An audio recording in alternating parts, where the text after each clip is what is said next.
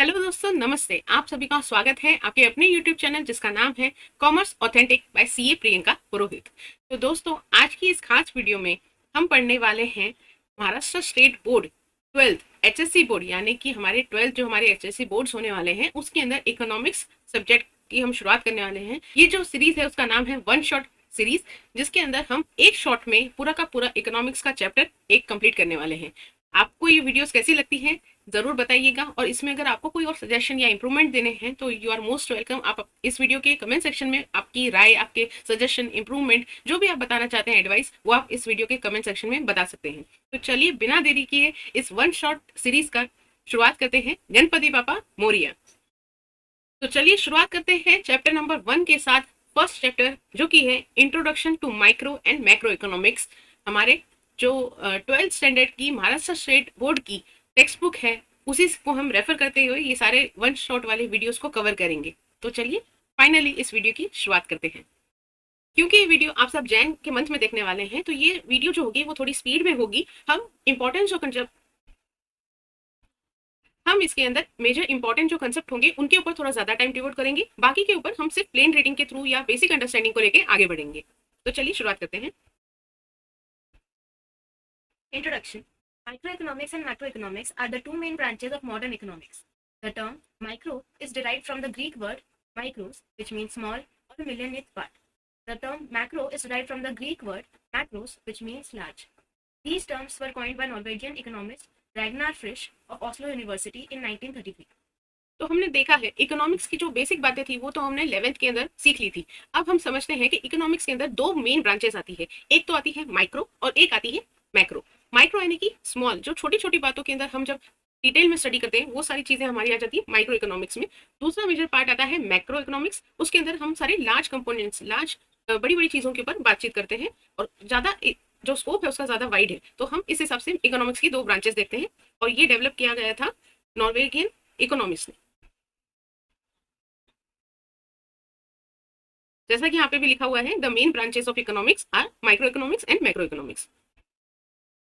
Do you know Ragnar Anton Kittel Frisch, a Norwegian econometrician and economist, was a joint winner with Jan Timbergen of the first Nobel Prize for Economics in 1969. He was a pioneer of econometrics, the application of mathematical models and statistical techniques, economic data, and theories. He coined many economic terms. In an article on business cycles, Frisch was likely the first person to have referred to the study of individual firm and producer as microeconomics. Moreover, he referred to the study of the aggregate economy as macroeconomics. अब आप जानते ही होंगे do you know वाला जो section होता है वो exam point of view से ज्यादा इंपॉर्टेंट नहीं होता। इसके अब हमने प्लेन रीडिंग ले ली है कि भाई ये जो इकोनॉमिक्स थे उनको नोबेल प्राइज विनर रह चुके हैं वो इकोनॉमिक्स के लिए, उनको 1969 में मिला था। इन्होंने इकोनोमेट्रिक्स का एप्लीकेशन मैथमेटिकल मॉडल्स और स्टैटिस्टिकल टेक्निक से बताया था, जिससे कि हम इकोनॉमिक डेटा और थियरीज डेवलप कर सकते हैं। और साथ ही साथ इन्होंने बहुत सारे इकोनॉमिक टर्म्स भी दिए थे। तो इन्हें दोनों फील्ड के अंदर, दोनों ब्रांचेस के यानी कि माइक्रो और मैक्रो दोनों के लिए इन्हें बहुत ही ज्यादा योगदान दिया है अपना। इस हिसाब से ये इन्होंने बहुत अच्छा काम किया है इकोनॉमिक्स के क्षेत्र में, फील्ड में। You should know. Historical review of microeconomics. Microeconomic analysis was developed first. It is a traditional approach. Origin of this approach can be traced back to the era of classical economists Adam Smith, David Ricardo, J.S. Mill, etc.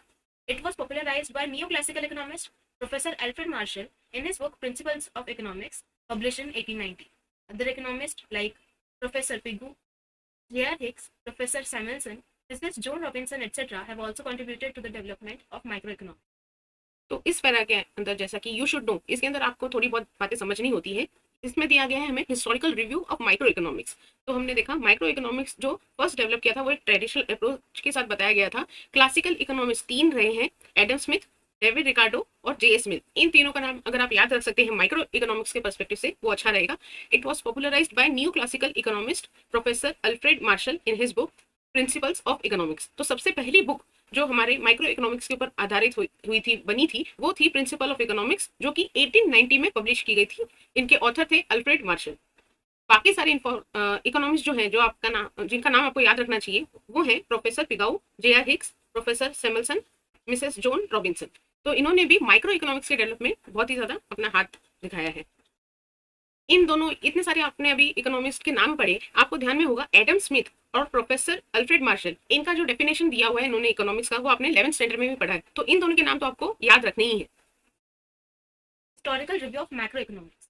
Macroeconomics did exist in the past before the evolution of microeconomics. In the 16th and 17th century, followers of mercantilists, a group of English merchants, advocated policies to the government which were based on macro approach. In the 18th century, physiocrats, French thinkers, tried to analyze the concept of national income and wealth. Even the classical economic theories of Professor Adam Smith, Professor Ricardo, and Professor J. Smith discussed the determination of national income and wealth, but their macroanalysis was combined with microanalysis. Thus, microanalysis ruled the world of economics till the Great Depression of 1930s. तो इसमें हमें ये देखने को मिलता है, जब हम हिस्टोरिकल रिव्यू देखते हैं मैक्रो इकोनॉमिक्स का, तो ऐसी बात नहीं है कि हम पहले छोटी छोटी चीजों के ऊपर स्टडी कर रहे थे और फिर हम मैक्रो लेवल पर गए। ऐसा नहीं है, ये दोनों को एग्जिस्ट करती थी, एक साथ ही चलती थी। हमें मैक्रो इकोनॉमिक्स की बातें, जो कंसेप्ट अगर हम बोलेंगे, हमने उसको वर्ड नहीं दिया था कि भाई ये मैक्रो इकोनॉमिक्स है, लेकिन वो चीजें हमेशा से थी वहां पर। तो ये 16th और 17th सेंचुरी में भी ये दोनों चीजें थी यहाँ पे। तो हमने जो तीन हमारे इकोनॉमिक्स के नाम सुने हैं, एडम स्मिथ और प्रोफेसर रिकार्डो और जे एस मिल, ये कहते हैं इन्होंने मैक्रो इकोनॉमिक का जो कंसेप्ट था उसको यूज में लेके आके इन्होंने नेशनल इनकम और वेल्थ को डिटरमाइन किया था। और साथ ही साथ इन्होंने यही कहा है कि जो माइक्रो एनालिसिस है वो कब से आ रहा है, कब से चल रहा है, ये 1930 तक ये बहुत ही ज्यादा रूल कर रहा था कि हम मोर फोकस, जो हम कह रहे हैं, ज्यादातर इंपॉर्टेंस हम माइक्रो इकोनॉमिक्स को देते थे, ना कि मैक्रो इकोनॉमिक्स को। ग्रेट डिप्रेशन ऑफ 1930s तक हम मोस्टली माइक्रो एनालिसिस को ज्यादा यूज करते थे। After the Great Depression, Lord John Maynard Keynes published his famous book, The General Theory of Employment, Interest and Money. In 1936, Keynes used macroeconomic approach to analyze economic problems. The credit for the development of macroeconomic approach goes to Lord Keynes. Besides Keynes, Malthus, Wicksell, Walras, Irving Fisher are other economists who have contributed to the development of macroeconomics. और जब हम macro economics के ऊपर आते हैं, तो जब great depression हुआ 1930 का, उसके बाद में लॉर्ड केन्स जो है, उन्होंने जो इकोनॉमिक्स आए, उन्होंने अपनी एक और फेमस बुक लेके आए थे, वो general theory of employment, interest and money. तो देखिए, इकोनॉमिक्स के अंदर हम मोस्टली यही देखते हैं ना, काम मिलना चाहिए, रोटी कपड़ा और मकान, जो हम मेजरली बात समझते हैं। तो एम्प्लॉयमेंट आ गया, इंटरेस्ट आ गया और मनी, ये सारी की सारी इसके ऊपर उन्होंने जनरल थियरी के ऊपर एक बुक बनाई थी। इसके अंदर उन्होंने मैक्रो इकोनॉमिक के कंसेप्ट को यूज करके लोगों के ऊपर ज्यादा नॉलेज दिया कि भाई ये भी एक चीज है, इससे हम इकोनॉमिक जो प्रॉब्लम हो रही है, जो भी एक कंट्री के अंदर जो भी समस्या होती है, प्रॉब्लम होती है, उसको हम कैसे रिजॉल्व कर सकते हैं, वो उन्होंने इस थियरी के हिसाब से बताया था। और ये उनके माई बाप कह सकते हैं आप कि ये सबसे पहला बंदा जो मैक्रो इकोनॉमिक्स को और ज्यादा डेवलप किया, तो वो है लॉर्ड केन्स। इसके साथ ही तीन चार और इकोनॉमिक्स के नाम बताए हैं, आप जिनका नाम याद रख सकते हैं वो ज्यादा बेटर होगा, लेकिन जो मेन बंदा है मैक्रो इकोनॉमिक्स के लिए, वो है lord Keynes. Meaning of macroeconomics. Macro means a small part of a thing. Microeconomics thus deals with a small part of the national economy. It studies the economic actions and behavior of individual units, such as an individual consumer, individual producer, or a firm, the price of a particular commodity or factor, etc. जैसा कि हमने पहले देखा कि micro economics क्या है, छोटी छोटी बड़ी चीजों की छोटे छोटे डिटेल्स के ऊपर फोकस करता है। तो उसी हिसाब से जब हम एक नेशनल इकोनॉमी, एक कंट्री की बात करते हैं, तो वो उनके छोटे छोटे हिस्से जो इंपॉर्टेंट है, ऐसा नहीं कि छोटे हैं तो इंपॉर्टेंट नहीं है, छोटे हैं लेकिन छोटे छोटे मिलके हम पूरे के पूरे कंट्री के ऊपर बात कर सकते हैं। तो हम इसके अंदर क्या देखते हैं, एक इंडिविजुअल कंज्यूमर की क्या नीड्स है, क्या उसकी प्रॉब्लम्स है, उनको एड्रेस करते हैं। एक इंडिविजुअल प्रोड्यूसर को देखते हैं, या फिर एक फर्म को देखते हैं, एक कंपनी को देखते हैं, या फिर price of a particular commodity, एक चीज के ऊपर फोकस करके हम आगे से छोटे से लेके बड़े डिटेल तक हम पहुंचते हैं। तो इसी को हम क्या करते हैं, माइक्रो इकोनॉमिक्स। छोटी छोटी माइक्रो इकोनॉमिक्स की स्टडी करके हम एक मैक्रो लेवल की, यानी कि मैक्रो इकोनॉमिक्स तक पहुंचते हैं। अब हम कुछ डेफिनेशंस देख लेते हैं। जो आपको इंट्रोडक्शन, जो आपका पार्ट होगा कि आपके ऊपर इकोनॉमिक्स के अंदर, खास करके माइक्रो इकोनॉमिक्स के अंदर कोई भी तरह के क्वेश्चन आए, तो आपको एक आपने समझना है कि इंट्रोडक्शन लेना है, उसके बाद में मीनिंग डेफिनेशन, जो ऑथेंटिकेट आपका ऑथोराइज्ड डेफिनेशन है, वो आपको देना है। इसके बाद में आप कोई भी अपना आंसर स्टार्ट करेंगे। तो ये हम डेफिनेशन देख लेते हैं। You have already studied some important definitions of microeconomics. Let us review some more definitions. Microeconomics is in fact a microscopic study of the economy. Morris Dobb. Professor A.P. Lerner says microeconomics consists of looking at the economy through a microscope, as it were, to see how the millions of cells in the body of economy, the individuals or households as consumers and individuals or firms as producers, play their part in the working of the whole economic organism. ये definition बहुत ही ज्यादा बड़ा था जो professor AP learner ने दिया है। ये आप समझ सकते हैं माइक्रोस्कोपिक, यानी कि आपको एक साइंस के हिसाब से पूरा डीपली अप्रोच में बताया है। इन्होंने क्या किया है कि हम माइक्रो इकोनॉमिक्स का मतलब होता है कि हम माइक्रोस्कोपिक व्यू देखते हैं, कि हम जैसे माइन्यूट एकदम छोटी से छोटी चीजों को देखते हैं ना, ऑब्जर्व करते हैं। वही बात लिखी है कि हम इकोनॉमिक को एक बॉडी की तरह देखते हैं, और उसको वो बॉडी किसकी है, बनी हुई है हमारी मिलियंस ऑफ सेल्स की। तो हम एक पर्टिकुलर सेल के ऊपर एक बात पे फोकस करते हैं और इस हिसाब से हम डिटेल में स्टडी कर पाते हैं। इनके पूरे के पूरे डेफिनेशन का मतलब यही है कि हम इंडिविजुअल हाउस होल्ड को, कंज्यूमर्स को, फर्म्स को, उनका वो क्या रोल प्ले कर रहे हैं पूरी की पूरी इकोनॉमी में, उसके ऊपर फोकस करते हैं। डेफिनेशन में क्या है, वर्ड्स आप के ऊपर थोड़े हावी हो सकते हैं कि इतना बड़ा डेफिनेशन दे दिया। जहां पर हम और इस डॉब की बात करें, उन्होंने क्या कहा है, micro economics is in fact a microscopic study of the economy, सिर्फ microscopic study of the economy. तो ये आपके लिए अच्छा रहेगा। अगर आप एक और बात याद रखिए कि अगर आपको डेफिनेशन में पूरे के पूरे शब्द याद नहीं आ रहे हैं कि जो ऑथर ने जो वर्ड्स दिए हैं, अगर आप वो शब्द नहीं लिख रहे हैं, तो आपको डबल इन्वर्टेड कोट्स में उसको मेंशन नहीं करना है। आप सिर्फ उसका बंदे का नाम लिख सकते हैं और डबल इन्वर्टेड कोट्स के बदले आप अपना डेफिनेशन लिख सकते हैं। अगर आप छोटा डेफिनेशन प्रेफर करेंगे तो मैं कहूंगी कि मॉरिस डॉप वाला डेफिनेशन आप याद रख लीजिए, micro economics is in in fact a microscopic study of the economy. उनका डिटेल में डेफिनेशन इनका भी बहुत अच्छा है, लेकिन आपको अगर वर्ड्स में याद नहीं रहेगा तो आप फर्स्ट वाला प्रेफर कर सकते हैं। तो आपको अभी तक समझ में आया होगा कि जैसे बूंद बूंद से घड़ा भरता है, तो वैसी ही बात है कि हम एक एक ड्रॉप ऑफ वाटर को हम अलग से स्टडी करेंगे और फिर हम पूरे के पूरे पॉट को स्टडी करेंगे, तो वो हमारा मैक्रो इकोनॉमिक्स हो गया। और जो हम ड्रॉपलेट्स को एक एक को स्टडी कर रहे हैं वो हमारी माइक्रो इकोनॉमिक्स हो गई। अगर दूसरी भाषा में कहें तो हमारी जैसे एक पिक्चर होती है, उसके अंदर कई सारे पिक्सल्स होते हैं, जो छोटे छोटे पिक्सल्स होते हैं, वो हमारी माइक्रो इकोनॉमिक्स हो गई। और जो फुल पिक्चर है, द बिग पिक्चर है, वो हमारा माइक्रो इकोनॉमिक्स हो गया, वो हमारा मैक्रो इकोनॉमिक्स हो गया। The following chart gives an idea of the scope of microeconomics. Scope of microeconomics, इसमें तीन चीजें आ गई। जैसे अगर हम लें थियरी ऑफ प्रोडक्ट प्राइसिंग, तो थियरी ऑफ प्रोडक्ट प्राइसिंग में हम देखेंगे कि एक प्रोडक्ट की प्राइस हम कैसे निकालेंगे। उसका पहले डिमांड एनालिसिस करेंगे और सप्लाई एनालिसिस, के कितनी उस प्रोडक्ट की मांग हो रही है और कितनी उसकी सप्लाई हो सकती है। फिर हम आएंगे theory of factor pricing. Factor pricing की कोई भी एक चीज की प्राइसिंग हम किस हिसाब से रखते हैं, तो उसके अंदर रेंट, वेजेस, इंटरेस्ट और प्रॉफिट, ये चार चीजें हमें समझनी होती है। थियरी ऑफ इकोनॉमिक वेलफेयर, इसमें आ जाएगा efficiency in production, efficiency in consumption और ओवरऑल इकोनॉमिक एफिशिएंसी। इस हिसाब से हमारे ये स्कोप ऑफ इकोनॉमिक्स है, यानी कि हमारे आगे के सारे चैप्टर्स का आपने नाम पढ़ लिया इस हिसाब से, तो ये आप डायग्राम याद रख सकते हैं। तो ये जो थियरी ऑफ फैक्टर प्राइसिंग है, इसके अंदर अगर आपको ध्यान में होगा, आपने 11th स्टैंडर्ड में पढ़ा था, रेंट, वेजेस, इंटरेस्ट और प्रॉफिट, ये क्या है, रिवॉर्ड है for factors of production. There are 4 factors of production. सबसे पहला फैक्टर ऑफ प्रोडक्शन क्या है, वो है लैंड, दूसरा है लेबर, तीसरा है कैपिटल और चौथा है एंटरप्रेन्योर। तो जो पहला होता है लैंड, लैंड का रिवॉर्ड होता है रेंट। लेबर, लेबर के लिए रिवॉर्ड क्या होता है, उसकी वेजेस। कैपिटल, कैपिटल का रिवॉर्ड क्या होता है, उसका इंटरेस्ट। और लास्टली एंटरप्रेन्योर का रिवॉर्ड क्या होता है, उसकी प्रॉफिट। तो ये सारे हमारे जो फैक्टर्स ऑफ प्रोडक्शन थे, उनके थियरी ऑफ हम फैक्टर की प्राइसिंग वो हम डिटेल में स्टडी करेंगे।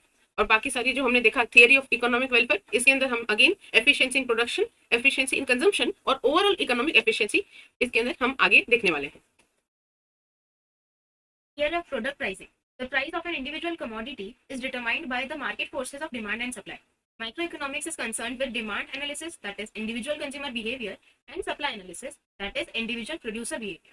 तो हमने देखा कभी भी, जैसे हमने उसी में भी पढ़ा है, ट्रेड, ट्रेड में क्या होता है, बाइंग एंड सेलिंग। तो एक जना बायर होता है और एक जना सेलर होता है। तो वैसे ही जब हम माइक्रो इकोनॉमिक्स के अंदर थियरी ऑफ प्रोडक्ट प्राइसिंग की बात करते हैं, तो एक प्रोडक्ट को क्या होगा, एक जना उसको खरीदने के लिए तैयार होगा और एक जना उसको बेचने के लिए तैयार होगा। लेकिन ये दोनों मिलेंगे कैसे, जब ये जो है ट्रांजेक्शन है वो कैरी आउट कैसे होगा, ट्रांजेक्शन में बदलेगा कैसे, जब एक प्राइस अच्छी होगी, इस प्राइस पे ये बंदा खरीदने तैयार होगा और इस प्राइस पे ये बंदा बेचने तैयार होगा, तो वो एक ही प्राइस निकलनी चाहिए। ऐसा नहीं कि बंदा 100 रुपए में खरीदने को तैयार है लेकिन जो बेचने वाला है वो 120 पे पकड़ा हुआ है, तो फिर ट्रांजेक्शन कैसे होगा, इस हिसाब से तो इकोनॉमिक ग्रो ही नहीं होगी। तो इस हिसाब से ये माइक्रो इकोनॉमिक्स बहुत ज्यादा इंपॉर्टेंट है। क्यों, क्योंकि ये हेल्प करता है कि कोई भी प्रोडक्ट की प्राइसिंग कर सके ताकि इकोनॉमी ग्रो हो सके। ये ग्रो हो सकती है इकोनॉमी, ये सारी बातें आपको धीरे धीरे समझ में आएगी। क्योंकि अगर समझिए कि अगर कोई इस कंट्री में, जैसे हम देखते हैं यूपीआई ट्रांजेक्शन, कोई भी तरह का ट्रांजेक्शन हो रहा है ना, उससे आपकी जो इकोनॉमी है पूरे कंट्री की ग्रोथ होती है। अगर सेलिंग परचेसिंग होगा नहीं, अगर बिजनेस सारे ठप हो जाएंगे, जैसे कि लॉकडाउन में हुआ था, तो आपने देखा था शेयर मार्केट भी पूरे के पूरे नीचे आ गए थे। आपको समझ में नहीं आ रही होगी इस वक्त बात, लेकिन बात यही है कि जब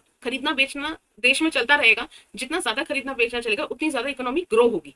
इसके लिए जो मेन बात आती है माइक्रो इकोनॉमिक्स में, वो आती है थियरी ऑफ प्रोडक्ट प्राइसिंग। उसके अंदर हमने देखा कि हम डिमांड एनालिसिस, डिमांड कौन कर रहा है, जिसको, जो बायर है वो डिमांड करेगा प्रोडक्ट का, तो हम इसमें इंडिविजुअल कंज्यूमर बिहेवियर देखते हैं। और जब हम सप्लाई एनालिसिस की बात करते हैं, उसमें क्या आता है, बेचने वाला, सेलर, तो सेलर का इंडिविजुअल प्रोड्यूसर का बिहेवियर क्या है, वो हम इसमें स्टडी करते हैं।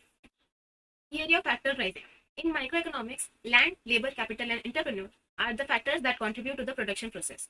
Microeconomics helps in determining the factor rewards for land, labor, capital, and entrepreneur in the form of rent, wages, interest and profit respectively. ये हमने चार्ट के वर्ड पर लिया था कि फैक्टर्स ऑफ प्रोडक्शन 4 होते हैं और उनके रिवॉर्ड्स होते हैं। Next, Theory of economic welfare. Theory of welfare basically deals with efficiency in the allocation of resources. Efficiency in the allocation of resources is attained when it results in maximization of satisfaction of the people. Economic efficiency involves three efficiencies. तो इसमें हमने देखा जो theory of welfare है वो basically किससे deal करती है, एफिशिएंसी होनी चाहिए इन एलोकेशन ऑफ रिसोर्स। जैसे कि एक क्लास की जैसे आपकी टीचर होती है तो वो सिलेक्ट करती है कि हाँ भाई ये मॉनिटर होंगे, तो ये कौन से मॉनिटर होंगे, ये क्लास को मैनेज करने वाले मॉनिटर होंगे, ये स्टाफ रूम के वगैरह काम करने वाले होंगे, ये आपके हाइजीन वगैरह के, नेल कट्स किए हैं क्या, यूनिफॉर्म प्रॉपर है क्या, इस हिसाब से हम क्या करते हैं, एलोकेट करते हैं अलग अलग इंडिविजुअल मॉनिटर्स। तो ये उसमें सही रहेगा कि अगर मतलब उसमें भी एफिशिएंसी होनी चाहिए, ऐसा नहीं कि गलत इंसान को आपने गलत काम दे दिया। इसके लिए थियरी ऑफ इकोनॉमिक वेलफेयर में हम क्या करते हैं, एफिशिएंसी देखते हैं, एलोकेशन ऑफ रिसोर्सेज। अब रिसोर्सेज में सारी चीजें आ गई, ऐसा नहीं सिर्फ इंसान या फिर नेचुरल रिसोर्सेज, सारे के सारे रिसोर्सेज, सारी की सारी चीजों को जिसको भी आप एलोकेट कर सकते हैं उसको हम रिसोर्सेज में कंसिडर करते हैं। और इस हिसाब से हमें हमारा टारगेट क्या होता है, एम क्या होता है, maximisation of satisfaction of people. यानी कि जो भी हम काम कर रहे हैं, क्योंकि हम क्या बात कर रहे हैं यहाँ पे इकोनॉमिक वेलफेयर, तो लोगों को अल्टीमेटली सेटिस्फेक्शन मिलना चाहिए, उनको एक सेटिस्फेक्शन मिलना चाहिए कि हाँ सारे के सारे काम हुए हैं। कब होंगे, जब एलोकेशन ऑफ रिसोर्सेज एफिशिएंटली होगा। अब हम इनकी जो 3 एफिशिएंसी हमने चार्ट में पढ़े थे उसके अंदर थोड़ा डिटेल में जाते हैं। Efficiency in production. Efficiency in production means producing maximum possible amount of goods and services from the given amount of resources. Efficiency in production का मतलब क्या हो गया, जब हम प्रोडक्शन के ऊपर ध्यान दे रहे हैं तो हमारा जो टारगेट है, एम है, वो क्या होना चाहिए, हमारा गोल क्या होना चाहिए कि हमको ज्यादा से ज्यादा गुड्स प्रोड्यूस करने हैं या मैन्युफैक्चर करने हैं, या अगर हम सर्विस इंडस्ट्री में हैं तो हमें ज्यादा से ज्यादा सर्विस प्रोवाइड करनी है। Efficiency in consumption. Efficiency in consumption means distribution of produced goods and services among the people for consumption in such a way as to maximize total satisfaction of the society. जब हम production की बात करते हैं तो हम क्या बोलते हैं, ज्यादा से ज्यादा प्रोडक्शन होना चाहिए, फिर चाहे वो गुड्स का हो या सर्विसेज का हो।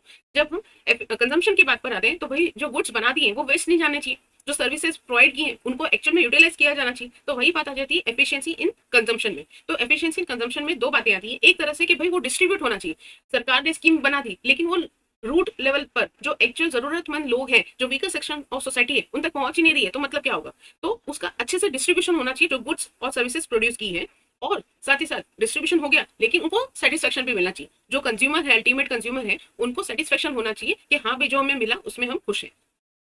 Overall economic efficiency. It means the production of those goods which are most desired by the people. अब हम आते हैं ओवरऑल इकोनॉमिक एफिशिएंसी पे।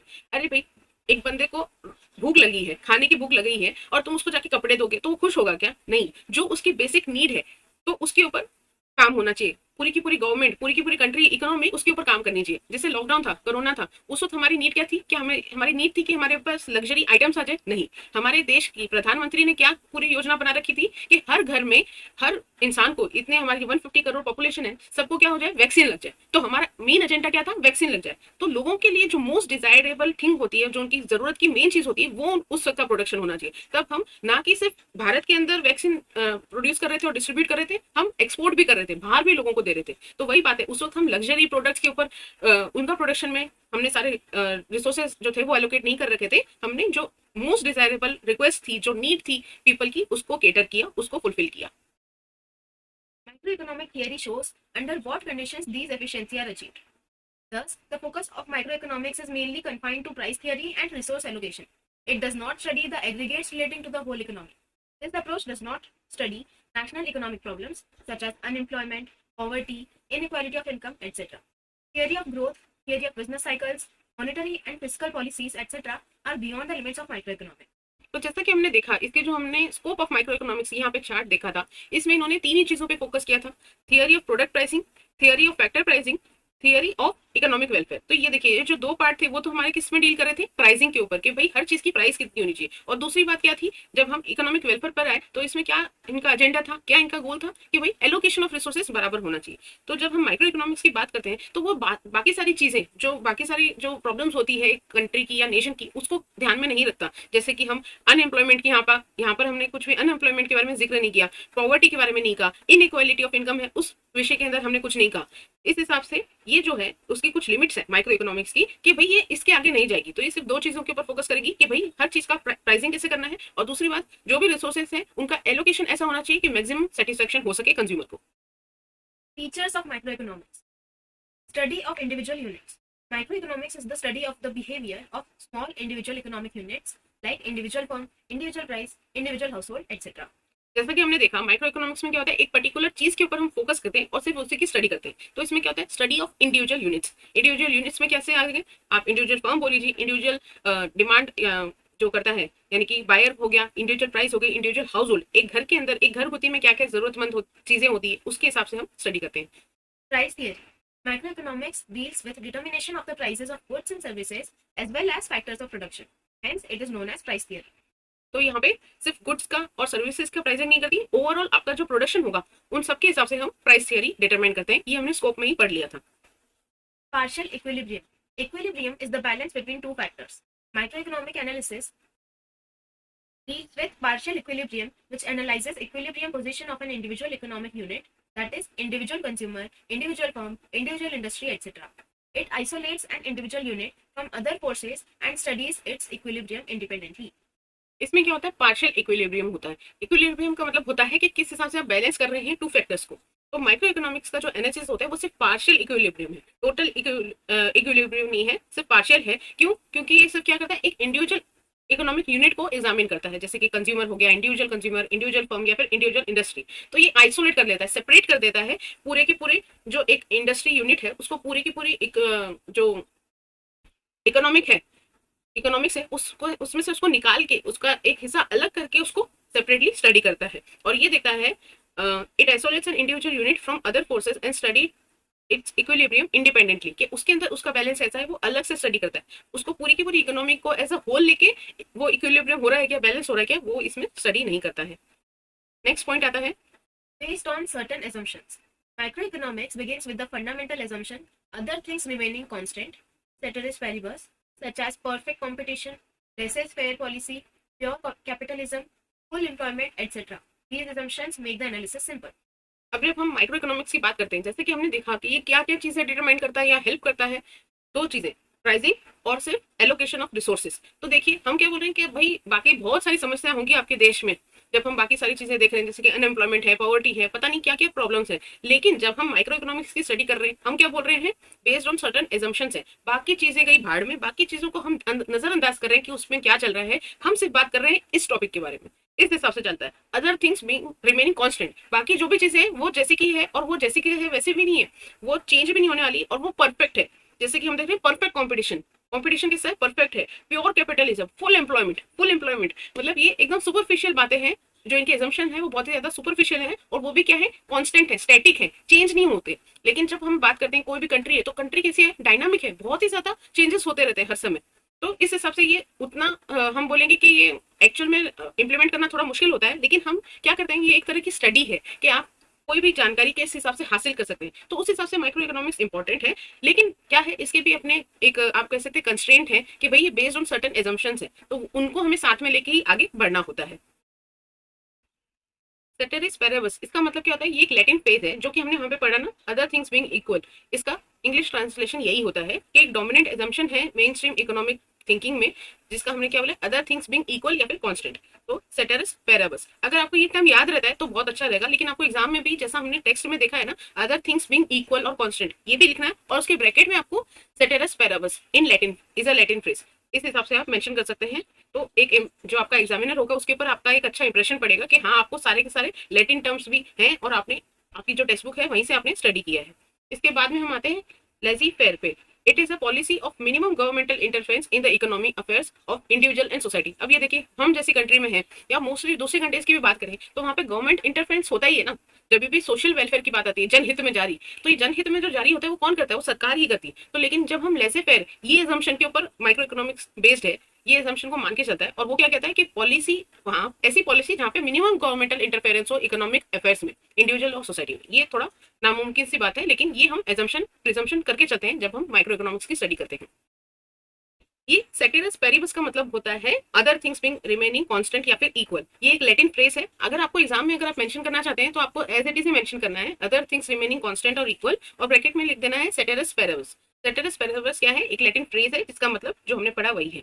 लेजी फेयर जो पॉलिसी होती है वो एक ऐसी पॉलिसी होती है जिसके अंदर हम ये कहते हैं कि गवर्नमेंट इंटरफेरेंस बहुत ही कम करती है जब भी इंडिविजुअल लोगों की या सोसाइटी की बात आती है। तो ये एक बहुत ही सुपरफिशियल बात हो गई, क्योंकि क्या होता है जैसे हमारी कंट्री में या बाकी कंट्रीज में भी यही रहता है कि गवर्नमेंट जो होती है वो डिसाइड करती है लोगों के हित में क्या है, वेलफेयर के लिए क्या है और सोसाइटी के लिए क्या है। जैसे कि हमारे में निकलता है जनहित में जारी, तो वो कौन जनहित में जारी करता है? आप और मैं तो नहीं करते, वो करते हैं गवर्नमेंट डिसाइड करती है। लेकिन जब हम लेजी फेयर पॉलिसी की बात करते हैं तो ये बोलती है कि गवर्नमेंट इंटरफेरेंस नहीं कर रही है लोगों के इंडिविजुअल या फिर सोसाइटी एज अ होल के मैटर्स में। तो ये भी एक सुपरफिशियल प्रिजम्पशन हो गया, हमारा एजम्पशन हो गया। तो जो माइक्रो इकोनॉमिक्स है वो क्या है, बेस्ड ऑन सर्टेन एजम्पशन है। एक तो कुछ कुछ एजम्पशंस मानती है और दूसरी बात वो ये मानती है कि other things in the economy will remain constant और equal. Slicing method. Microeconomics uses slicing method. It splits or divides the whole economy into small individual units and then studies each unit separately in detail. For example, study of individual income out of national income, study of individual demand out of aggregate demand, etc. ये तो हमने पहले ही देख लिया कि क्या करती है, स्लाइसिंग मेथड यूज करती है जब हम माइक्रो इकोनॉमिक्स की बात करते हैं। एक बड़ी पिक्चर को, जैसे कि एक अगर हम समझ लीजिए इकोनॉमिक्स जो है, नेशनल इकोनॉमी जो है वो एक केक है, तो ये क्या करती है, एक केक को पेस्ट्री में कट कर करके एक छोटे छोटे हिस्से करके उसके स्लाइस करके उसको एक छोटे से हिस्से को वो स्टडी करती है। इस हिसाब से हमने देखा कि जब हम नेशनल इनकम की बात करते हैं तो वो क्या हो गया, वो हो गया हमारा मैक्रो लेवल पर मैक्रो इकोनॉमिक्स। उसमें से हम क्या करते हैं, इंडिविजुअल इनकम क्या है उसको हम डिटेल में स्टडी करते हैं। इस हिसाब से हमने देखा ये slicing method, divide and rule जो हम समझते हैं वो डिवाइड करती है, एक बड़े प्रॉब्लम को डिवाइड कर देती है और फिर छोटे छोटे हिस्से को स्टडी करती है, उसको रूल करती है। सिक्स पॉइंट आता है Use of marginalism principle. The concept of marginalism is the key tool of macroeconomic analysis. The term marginal means change brought in total by an additional unit. Marginal analysis helps to study a variable, the changes. Producers and consumers take economic decisions using this principle. तो मार्जिनलिज्म का मतलब होता है it is concerned with how much extra use is gained from an incremental increase in the number of goods created, sold etcetera and how these measures relate to consumer choice and demand. तो marginalism जो हम इसमें use करते हैं उसका मतलब क्या होता है कि अगर हम एक चीज ऐड कर देंगे, एक चीज लेस कर देंगे, उससे पूरे के पूरे के ऊपर क्या इम्पैक्ट पड़ता है, क्या इफेक्ट आता है। इस हिसाब से होता है कि एक चीज एक्स्ट्रा, एक यूनिट हम एक्स्ट्रा कर दें तो उससे क्या इम्पैक्ट आने वाला है, उसकी स्टडी को हम कहते हैं मार्जिनलिज्म। तो मार्जिनलिज्म जो एनालिसिस होता है, मार्जिनल एनालिसिस, वो हमें हेल्प करता है कि हम वेरिएबल को स्टडी कर पाए। वेरिएबल का मतलब क्या होता है, जो चीज चेंज होती है, एक हर एक यूनिट के चेंज होने से, कि मतलब आपके पास आपका बजट था समझिए 100 रुपए, उसके अंदर मैं 1 रुपए और डालूं तो अब आप क्या क्या चीजें खरीद सकते हैं। इस हिसाब से आपको समझना है कि 1 रुपए के अंदर अब उससे आपके ऊपर क्या क्या चेंजेस आने वाले हैं। तो प्रोड्यूसर और कंज्यूमर टेक इकोनॉमिक जो डिसीजन होते हैं जब हम माइक्रो इकोनॉमिक्स की बात करते हैं तो वो इस प्रिंसिपल को यूज करके अपने डिसीजन चेंज कर लेते हैं। कि जैसे भाई हमने समझा कि आपके पास 98 रुपीज थे, 98 रुपीज से, लेकिन अब आप जाते हैं मार्केट के अंदर, वहां पे क्या मार्केट लगा हुआ है, वो 99 का लगा है। तो अगर मैं 1 रुपया और आपको दे दूं तो उससे क्या होगा, आप कोई एक प्रोडक्ट वहां पे खरीद सकते हैं, परचेज कर सकते हैं। तो इस हिसाब से एक एडिशनल यूनिट का इम्पैक्ट पूरे के पूरे डिसीजन मेकिंग पर कैसा पड़ता है वो हम सीखते हैं इस प्रिंसिपल के थ्रू। नेक्स्ट पॉइंट आता है हमारा Analysis of market structure. Microeconomics analyzes different market structures such as perfect competition, monopoly, monopolistic competition, oligopoly, etc. तो माइक्रो इकोनॉमिक्स हमें स्टडी करने में मदद करता है कि मार्केट का स्ट्रक्चर क्या है, उसमें भी हेल्प करता है। ये सारी की सारी चीजें हम अपने आगे के चैप्टर्स में भी देखने वाले हैं, लेकिन एक आपको स्मॉल इंट्रो दे देती हूँ। परफेक्ट कंपटीशन का मतलब होता है कि वहाँ पे बायर्स भी बहुत सारे हैं, सेलर्स भी बहुत ज्यादा है, और जो मार्केट की जो प्राइस डिटरमाइन होती है वो हम जो इकोनॉमिक्स में पढ़ने वाले हैं, डिमांड और सप्लाई, उसकी बेसिस पर डिसाइड होती है। जब हम मोनोपोली की बात करते हैं तो उसका मतलब क्या होता है कि एक ही राजा होता है, यानी कि एक ही सेलर होता है, जो वो बोलेगा वही सब कुछ मानना पड़ता है। यानी कि उसमें एक फ्रीडम नहीं रहता कि आप किसी और सेलर के पास जाके परचेस कर सकते हैं, या जो बायर है उनके पास फ्रीडम नहीं रहता कि भाई वो प्राइस डिसाइड कर पाए। तो जो सेलर है वही, उसकी मोनोपोली चलती है, उस हिसाब से रहता है। मोनोपोलिस्टिक कंपटीशन होता है, उसमें क्या होता है, एकदम से एक नहीं रहता सेलर, लेकिन थोड़े से ज्यादा सेलर्स होते हैं, लेकिन फिर भी वो उतना फ्रीडम नहीं रहता, और वो लोग जो प्रोडक्ट्स सेल करते हैं वो थोड़े उनके कंपटीशन में मतलब सिमिलर होते हैं, एकदम आइडेंटिकल नहीं होते उनके प्रोडक्ट्स, लेकिन थोड़े अलग से प्रोडक्ट होते हैं, वो मोनोपोलिस्टिक आ गया। और ओलिगोपोली में जो नंबर ऑफ सेलर्स होते हैं वो थोड़े ज्यादा नहीं होते, मतलब थोड़े कम नंबर ऑफ सेलर्स होते हैं, और उनका थोड़ा बहुत इन्फ्लुएंस एक दूसरे के ऊपर चलता रहता है, तो उनके ऊपर थोड़ा सा एक आप कह सकते हैं एक कॉम्पिटिशन का एलिमेंट उसमें रहता है। नेक्स्ट लास्ट पॉइंट आता है इसके अंदर, limited scope. The scope of macroeconomics is limited to only individual units. It doesn't deal with the nationwide economic problems such as inflation, deflation, balance of payments, poverty, unemployment, population, economic growth, etc. ये तो हमने starting से ही देखा कि हम micro economics के अंदर जब बात करते हैं तो हम क्या करते हैं, स्लाइसिंग मेथड यूज करते हैं, तो हम एक इंडिविजुअल यूनिट्स को यूज करते हैं। तो इसके लिए क्या है, एक होलिस्टिक अप्रोच नहीं देखता, एक होलसम व्यू नहीं देता। तो ये नेशन वाइड इकोनॉमिक प्रॉब्लम्स से डील नहीं करता, जैसे कि इन्फ्लेशन, अनएम्प्लॉयमेंट और बैलेंस ऑफ पेमेंट, मतलब जो देश के लेवल की जो प्रॉब्लम्स है उनसे डील नहीं करता, उसको तोड़ के, उस प्रॉब्लम को तोड़ के उसके छोटे छोटे हिस्से करके उसको स्टडी करता है। तो इस हिसाब से हमने देखा फीचर्स ऑफ माइक्रो इकोनॉमिक्स, एक ओवरव्यू ले लेते हैं फटाफट। स्टडी ऑफ इंडिविजुअल यूनिट्स, फिर क्या था, प्राइस थियरी के ऊपर हम देखते हैं, उनकी गुड्स और सर्विसेज की भी डिटरमाइन करते हैं, साथ ही साथ फैक्टर्स ऑफ प्रोडक्शन की भी डिसाइड करते हैं। फिर ये पार्शियल इक्विलिब्रियम के ऊपर होता है। इक्विलिब्रियम का मतलब होता है बैलेंस देखना। तो ये क्या है, पार्शियल इक्विलिब्रियम है, क्यों? क्योंकि आइसोलेट इंडिविजुअल यूनिट को स्टडी करता है, ना कि एक होलिस्टिक अप्रोच लेता है। फिर क्या है, ये सर्टन एजम्पशन के ऊपर बेस्ड होता है, other things being remaining constant या इक्वल के ऊपर ये चलता है, और अपने ही एजम्पशन के ऊपर चलता है ये। फिर स्लाइसिंग मेथड करता है, प्रॉब्लम को डिवाइड एंड रूल करता है, इस हिसाब से चलता है। फिर आता है यूज ऑफ मार्जिनलिज्म प्रिंसिपल। मार्जिनलिज्म का मतलब हमने देखा कि मार्जिनलिज्म का मतलब होता है कि एक यूनिट में चेंज होगा, पर यूनिट में चेंज होगा, एक बंदा एक्स्ट्रा बढ़ जाएगा देश में तो क्या इंपैक्ट लाएगा, ये उस हिसाब से उसकी स्टडी करता है। फिर आता है एनालिसिस ऑफ मार्केट स्ट्रक्चर के, भाई मार्केट स्ट्रक्चर किस हिसाब से होता है, तो डिफरेंट टाइप्स ऑफ मार्केट हम आगे देखेंगे, उसमें भी हेल्प करता है। लास्टली आता है इसका लिमिटेड स्कोप है। लिमिटेड स्कोप क्यों है, क्योंकि एक छोटी सी चीज को डिटेल में पढ़ता है, इसके लिए जो ब्रॉड पिक्चर है उसको नहीं देखता, बिग पिक्चर को अवॉइड करके छोटे से हिस्से पे कॉन्सेंट्रेट करता है। नेक्स्ट हम आते हैं इंपॉर्टेंस ऑफ माइक्रो इकोनॉमिक्स पर। Price determination. Microeconomics explains how the prices of different products and various factors of production are determined. ये तो हमने देखा, जो हमने हमेशा से पढ़ते हैं कि भाई प्राइस डिटर्मिनेशन में ही एक इंपॉर्टेंट रोल प्ले करता है। सेकंड पॉइंट आता है Free market economy. Microeconomics helps in understanding the working of a free market economy. A free market economy is that economy where the economic decisions regarding production of goods, such as what to produce, how much to produce, how to produce, etc., are taken at individual levels. There is no intervention by the government or any other agency. जब हम free market economy की बात करते हैं तो हम क्या करते हैं कि ये एक फ्रीली वर्क कर रहा है जो मार्केट है, तो वो किस हिसाब से जो भी हमारे इकोनॉमिक डिसीजन होते हैं, जैसे कि जब हम प्रोडक्शन ऑफ गुड्स की बात करते हैं तो भाई क्या चीज प्रोड्यूस करनी है, कैसे प्रोड्यूस करनी है, कितना प्रोडक्शन करना है, ये सारे हम इंडिविजुअल लेवल्स पर डिसाइड करेंगे। जैसे कि एक फार्मर होगा, वो डिसाइड करेगा कि भाई मेरे पास कौन सा खेत है, मुझे क्या चीज उगानी है, कितनी क्वांटिटी में उगानी है, कैसे उगानी है, क्या क्या चीजें यूज करनी है और कितने अल्टीमेटली उसको प्राइस में बेचनी है। तो ये फ्री मार्केट इकोनॉमी है। हमने जैसे पहले ही देखा कि ये कुछ एजम्पशन के ऊपर चलती है, तो यहाँ पर हम क्या एज्यूम कर रहे हैं कि कोई भी तरह का गवर्नमेंट से इंटरवेंशन नहीं हो रहा है, यानी कि गवर्नमेंट बीच में आके कुछ नहीं बोल पा रही है। हम ऐसी स्थिति में हम बोलते हैं कि फ्री मार्केट इकोनॉमी है। ये हिसाब से माइक्रो इकोनॉमिक्स का एक मेजर पॉइंट हो गया। तीसरा पॉइंट आता है Foreign trade. Microeconomics helps in explaining various aspects of foreign trade, like effects of tariff on a particular commodity, determination of currency exchange rates of any two countries, gains from international trade to a particular country, etc. Third point आता है इसके अंदर foreign trade. जो micro economics है वो उनके जो foreign trade के डिफरेंट फैक्टर्स या फिर एस्पेक्ट होते हैं उनको स्टडी करने में मदद करता है। जैसे कि tariff on a particular commodity, tariff का मतलब हो गया, आप समझ लीजिए उसके ऊपर एक टैक्स, उसके ऊपर एक रेट लगती है, वो कितना होगा, उसका प्राइस कितना होगा, वो कैसे डिटरमाइन करना है।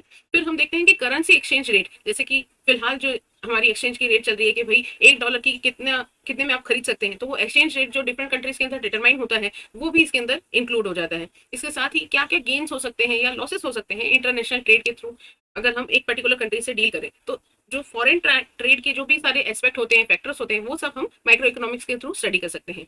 फोर्थ पॉइंट आता है Economic model building. Microeconomics helps in understanding various complex economic situations with the help of economic models. It has made a valuable contribution to economics by developing various terms, concepts, terminologies, tools of economic analysis, etc. Economic models are built using various economic variables. तो जब हम कोई भी चीज की study करते हैं तो उसके लिए हमें एक उसकी वोकैबुलरी डेवलप करनी पड़ती है, एक उनके टर्म्स डेवलप करने पड़ते हैं। जैसे कि आप जब कॉमर्स में आए थे तो आपको ओसी, इकोनॉमिक्स और जो हमारे बुक कीपिंग है वो एक, उसके अंदर आपको कई सारे टर्म्स सीखने को मिले होंगे, और टीचर्स आपको यही कहती होंगी कि आपको यही लैंग्वेज आपके पेपर्स में इनकॉर्पोरेट करनी है, आपके बॉडी लैंग्वेज में, आपके हर चीज में आपको वो वर्ड्स जो है वो यूज करने होते हैं। तो उस हिसाब से इकोनॉमिक मॉडल बिल्डिंग में भी क्या होता है, जब हम बड़ी मैक्रो इकोनॉमिक्स की बात करते हैं तो उसके अंदर भी उसकी चीजें समझने के लिए आपको कुछ टर्म्स डेवलप करने होते हैं। तो माइक्रो इकोनॉमिक्स क्या करता है, आपको उस हिसाब से क्या क्या फैक्टर्स हैं, क्या क्या चीजें हैं जो हमारी इकोनॉमिक्स में इफेक्ट ला सकती है, इम्पैक्ट ला सकती है, तो उनको स्टडी करने में भी ये हेल्पफुल करती है और ये इकोनॉमिक मॉडल क्रिएट करती है। उसके अंदर हम बताते हैं कि भाई क्या क्या टर्म्स आते हैं, क्या क्या कंसेप्ट हैं, क्या क्या टर्मिनोलॉजी है, क्या क्या टूल्स हमने एनालिसिस के लिए डेवलप कर रखे हैं। इन सबको हम एक साथ जब पढ़ते हैं तो हम उसे क्या कहते हैं, economic model building. Fifth point आता है इसके अंदर Business decisions. Microeconomic theories are helpful to businessmen for taking crucial business decisions. These decisions are related to the determination of cost of production, determination of prices of goods, maximization of output and profit, etc. तो business decision लेने में भी हमारी micro economics बहुत ही ज्यादा important role play करती है। कोई भी तरह का क्रूशियल बिजनेस डिसीजन हो कि भाई अब मैं बिजनेसमैन हूँ, मुझे कौन सी इंडस्ट्री में जाना चाहिए, मुझे अपने प्रोडक्ट की क्या प्राइसिंग रखनी चाहिए, मेरा कॉस्ट ऑफ प्रोडक्शन कैसा होना चाहिए, मुझे मशीन यूज करनी चाहिए या फिर मुझे लेबर इंटेंसिव टेक्निक यूज करनी चाहिए। तो हर चीज के लिए जो भी डिसीजन लिया जाएगा वो किस हिसाब से लिया जाएगा, कुछ एनालिसिस होगा, कुछ सोच विचार करना होगा। उस स्टडी को हम क्या कहते हैं, माइक्रो इकोनॉमिक्स। तो बिजनेस डिसीजन लेने के अंदर भी माइक्रो इकोनॉमिक्स बहुत ही मेजर इंपॉर्टेंट रोल प्ले करता है। 6 पॉइंट आता है Useful to government. It is useful to government in framing economic policies such as taxation policy, public expenditure policy, price policy, etc. These policies help the government to attain its goals of efficient allocation of resources and promoting economic welfare of the society. तो ये दोनों point जो हमने पहले देखा, ये कौन सा था, बिजनेस डिसीजन। तो हमने ये तो बातें देख ली थी कि जो स्कोप ऑफ माइक्रो इकोनॉमिक्स है उसमें दो चीजें थी। पहला था कि प्राइसिंग में क्या था, कॉस्ट ऑफ प्रोडक्शन भी देखनी है और अल्टीमेटली जो प्रोडक्ट की प्राइसिंग है वो देखनी है। और दूसरी बात आती थी इसके अंदर कि वेलफेयर ऑफ सोसाइटी में हमारे जो पॉइंट ऑफ डिस्कशन था वो क्या था, efficiency in allocation of resources that results to maximisation of satisfaction. तो जो फर्स्ट पॉइंट था बिजनेस डिसीजन, इसके अंदर हमने प्राइसिंग के जो फैक्टर्स थे वो सब कंसिडर कर ली थी। अब जब हम यूजफुल टू गवर्नमेंट की बात आती है तब हम देखते हैं जो वेलफेयर के लिए हम पॉलिसीज निकालते हैं, जैसे कि क्या, टैक्सेशन पॉलिसी हो गई, पब्लिक एक्सपेंडिचर पॉलिसी हो गई या फिर प्राइसिंग पॉलिसी हो गई। तो इसके अंदर फिर से वही बात आती है कि गवर्नमेंट का गोल क्या होता है, उसका एम क्या होता है कि एफिशिएंट एलोकेशन हो सके रिसोर्सेज का, ताकि प्रमोट हो सके इकोनॉमिक वेलफेयर को प्रमोट करना और कुछ नहीं, satisfaction of society at large है। Lastly, Basis of welfare economics. Microeconomics explains how best results can be obtained through optimum utilization of resources and its best allocation.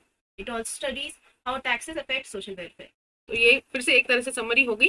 Basis of welfare economics जो हम देखते हैं उसमें भी वही बात आती है, ऑप्टिमम यूटिलाइजेशन होना चाहिए ऑफ अवेलेबल रिसोर्सेज, ताकि हम बेस्ट एलोकेशन कर पाए और उससे मैक्सिमम सेटिस्फेक्शन डिराइव कर सकें। तो इस हिसाब से हमने देखा कि भाई इंपॉर्टेंस क्या क्या है माइक्रो इकोनॉमिक्स की स्टडी का। उसके अंदर हम अगेन एक ओवरव्यू ले लेते हैं। सबसे पहला पॉइंट था प्राइस डिटर्मिनेशन के अंदर हमें याद रखना है प्रोडक्शन कॉस्ट को भी हमें डिटरमाइन करना है, साथ ही साथ जो प्रोडक्ट है उसकी भी प्राइसिंग हमें डिटरमाइन करनी है।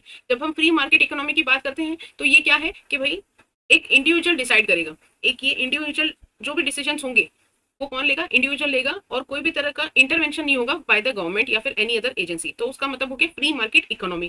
फिर तीसरा पॉइंट आता है फॉरेन ट्रेड का। तो फॉरेन ट्रेड में भी माइक्रो इकोनॉमिक्स यूज में आता है। क्यों? क्योंकि यहाँ पे एक छोटी छोटी बातें, जैसे भाई टैरिफ क्या होगा एक पर्टिकुलर कमोडिटी का, ट्रेड जब हम फॉरेन ट्रेड के लिए बात करते हैं उसके अंदर माइक्रो इकोनॉमिक्स रोल प्ले करता है। करेंसी एक्सचेंज रेट्स क्या होंगी बिटवीन टू कंट्रीज वो डिटरमाइन करते हैं। फोर्थ पॉइंट आता है इकोनॉमिक मॉडल बिल्डिंग। तो इकोनॉमिक मॉडल बिल्डिंग में हमने देखा कि हमें वेरियस टर्म्स, टर्मिनोलॉजी, कंसेप्ट और टूल्स को डिसाइड करना होता है। उसके लिए हमें इकोनॉमिक मॉडल डेवलप करने होते हैं। फिफ्थ पॉइंट आता है बिजनेस डिसीजन। जो भी हमें इंपॉर्टेंट क्रूशियल बिजनेस डिसीजन लेने होते हैं रिगार्डिंग कॉस्ट ऑफ प्रोडक्शन क्या होगा, उसके प्रोडक्ट की, हमारे गुड्स की प्राइस क्या होगी, हमारा मैक्सिमाइज कैसे कर सकते हैं हम हमारे आउटपुट को, और प्रॉफिट को कैसे इंक्रीज कर सकते हैं। ये सारे के सारे बिजनेस डिसीजन लेने के लिए हमें माइक्रो इकोनॉमिक्स को इस्तेमाल करना होता है, यूज करना होता है। 6 पॉइंट आता है यूजफुलनेस टू गवर्नमेंट। तो गवर्नमेंट का हमने देखा भाई उसका काम क्या है कि भाई जनहित में सारे काम हो, तो उसके लिए उसको एलोकेशन ऑफ रिसोर्सेज करना होता है और प्रमोट करना होता है economic welfare. Lastly again economic welfare के ऊपर ही पॉइंट है कि बेसिस फॉर वेलफेयर इकोनॉमिक्स, कि हमें यहाँ पे भी फिर से वही बात है कि ऑप्टिमाइजेशन ऑफ रिसोर्सेज करना होता है और उसका बेस्ट एलोकेशन होना चाहिए, ताकि हम क्या करें, उसको एक सोशल वेलफेयर में कन्वर्ट कर सकें। तो अब तक हमने माइक्रो इकोनॉमिक्स को अच्छे से स्टडी कर लिया। अब हम आगे बढ़ते हैं और आते हैं मैक्रो इकोनॉमिक्स पर। Meaning of micro economics. Macroeconomics is the branch of economics which analyzes the entire economy. It deals with the total employment, national income, national output, total investment, total consumption, total savings, general price level, interest rates, inflation, trade cycles, business fluctuations, etc. Thus, macroeconomics is the study of aggregates. Study of aggregates यानी कि total में। जब हम total की बात करते हैं तब हम कौन से कंसेप्ट पर आ जाते हैं, मैक्रो कंसेप्ट पर, यानी कि मैक्रो इकोनॉमिक्स पर। अब हम इंडिविजुअल यूनिट्स की बात नहीं करेंगे, इंडिविजुअल इंसानों की बात नहीं करेंगे, इंडिविजुअल प्रॉब्लम की बात नहीं करेंगे। अब हम होलसम व्यू लेंगे, एक बिग पिक्चर व्यू लेंगे, जिसके अंदर हम टोटल अनएम्प्लॉयमेंट या टोटल एम्प्लॉयमेंट की बात करेंगे, national income, national output, total investment, total consumption, total saving, general price level, interest rate, inflation, trade cycle, business fluctuation. यानी कि जब हम कंट्री लेवल की प्रॉब्लम्स के ऊपर डायरेक्टली अटैक करते हैं, डायरेक्टली उसको स्टडी करते हैं, तब हम उसको क्या कहते हैं, macro economics, study of the aggregates. अब हम कुछ डेफिनेशन देख लेते हैं मैक्रो इकोनॉमिक्स के ऊपर। J.L. Hansen says macroeconomics is that branch of economics which considers the relationship between large aggregates such as the volume of employment, total employment of savings, investment, national income, etc. तो जो J.L. Hansen है उन्होंने क्या definition दिया है कि study of aggregates तो है ही, उसके साथ ही वो डिफरेंट एग्रीगेट से उनका रिलेशनशिप भी फाइंड आउट करता है। जैसे कि जो हम इसमें कंसिडर करते हैं कि वॉल्यूम ऑफ एम्प्लॉयमेंट कितना है। देखिए, आपको नौकरी मिलेगी, आपको नहीं, आपके जैसे और 10 लोगों को मिलेगी, तो वो क्या करेंगे, उनको पैसे मिलेंगे, उनकी इनकम जनरेट होगी, तो उस हिसाब से वो अपने इनकम में से कुछ सेविंग करेंगे, कुछ उसमें से वो खर्चे करेंगे। यानी कि वो खर्चे करेंगे तो मतलब उनके लिए एक्सपेंस होगा, वो कोई चीज खरीद कर लेके आएंगे तो वो सेलर के लिए सेल्स हो जाएगी, उस हिसाब से क्या होगा, इकोनॉमी की ग्रोथ होगी। लास्टली फिर वो क्या कर सकते हैं, तो हम खर्चा कर सकते हैं इनकम में से, या फिर हम उसका इन्वेस्टमेंट कर सकते हैं, या फिर तीसरा पॉइंट हो गया सेविंग। तो ये सब बातें कब होगी, जब किसी को नौकरी मिलेगी। नौकरी मिलेगी तभी तो बंदे को इनकम मिलेगी, तभी वो इन तीन चीजों को करेगा। वो सामान भी खरीदेगा, वो कुछ खुद के लिए सेविंग भी करेगा, वो कुछ जो आगे के उसके लॉन्ग टर्म के प्लान है उस हिसाब से वो इन्वेस्टमेंट भी करेगा। तो ये दो लार्ज एग्रीगेट्स का एक आप कह सकते हैं रिलेशनशिप है, उनकी मिक्स्ड स्टडी है। ये डेफिनेशन दिया था हमारे JL हेंसन सर ने। Professor Carl Shapiro.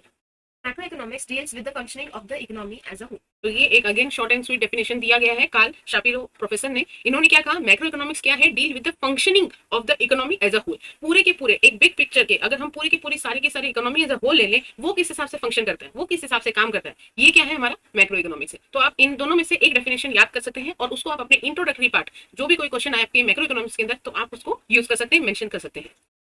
फिर आता है the following chart gives an idea about the scope of macro economics. जैसे हमने माइक्रो इकोनॉमिक्स की स्कोप देखी थी, अब हम मैक्रो इकोनॉमिक्स की स्कोप देख लेते हैं। ये और कुछ नहीं, आप जो आगे के चैप्टर्स में आप सारी चीजें पढ़ने वाले ना, उनका ये आपको शॉर्ट में एक इंट्रोडक्शन मिल जाएगा।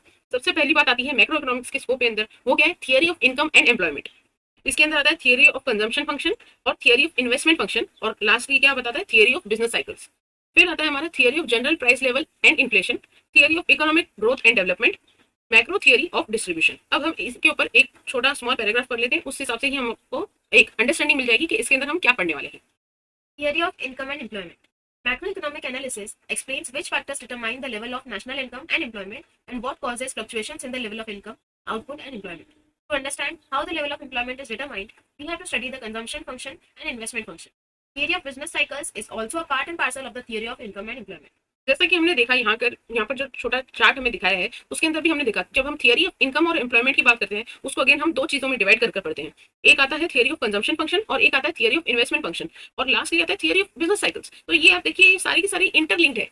अगर आपको एक चीज समझनी है तो आपको बाकी तीन चीजों की भी एक अंडरस्टैंडिंग होगी, तब आपको एक होलसम जो व्यू है, एक होलसम आइडिया आपको मिलेगी। तो जब हम थियरी ऑफ इनकम और एम्प्लॉयमेंट की बात करते हैं, मैंने आपको इनकम और एम्प्लॉयमेंट का रिलेशनशिप बताया। जब आपको नौकरी मिलेगी तभी आपके हाथों में पैसा आएगा, तभी आप अपने हिसाब से उसको खर्च कर सकते हैं, उसको इन्वेस्ट कर सकते हैं, उसको सेव कर सकते हैं। तो वही बात है, जब हम नेशनल इनकम और एम्प्लॉयमेंट की बात करते हैं, तो उसके अंदर क्या हिसाब से फ्लक्चुएशन आ सकता है, तो वो किस हिसाब से आएगा, लेवल ऑफ इनकम क्या है, आउटपुट, आउटपुट मतलब कितने प्रोडक्ट मार्केट में आए हैं, प्रोडक्शन कितना हुआ है, उसको ही तो आउटपुट निकलेगा, उसकी तो आप परचेसिंग करेंगे। और फिर एम्प्लॉयमेंट, तो इस हिसाब से आपको क्या देखना होता है कि भाई कितना एम्प्लॉयमेंट हुआ, फिर आपने उस हिसाब से हम देखेंगे भाई कितना लोग कंजम्पशन कर रहे हैं, यानी कि कितना लोग खर्चा कर रहे हैं, और फिर कितने लोग उसको पैसे को इन्वेस्ट कर रहे हैं आगे। और जो बिजनेस साइकिल है वो भी एक थियरी, इस थियरी का पार्ट एंड पार्सल ही है। क्यों? क्योंकि उसको भी आपको साथ में स्टडी करना पड़ता है, बिजनेस साइकिल क्या है, उससे भी आपको पता चलता है कि भाई इनकम कितनी है और एम्प्लॉयमेंट कितना है। नेक्स्ट पॉइंट पर हम आते हैं अब। Theory of general price level and inflation. Macroeconomic analysis shows how the general price level is determined and further explains what causes fluctuations in it. The study of general price level is significant on account of the problems created by inflation and deflation.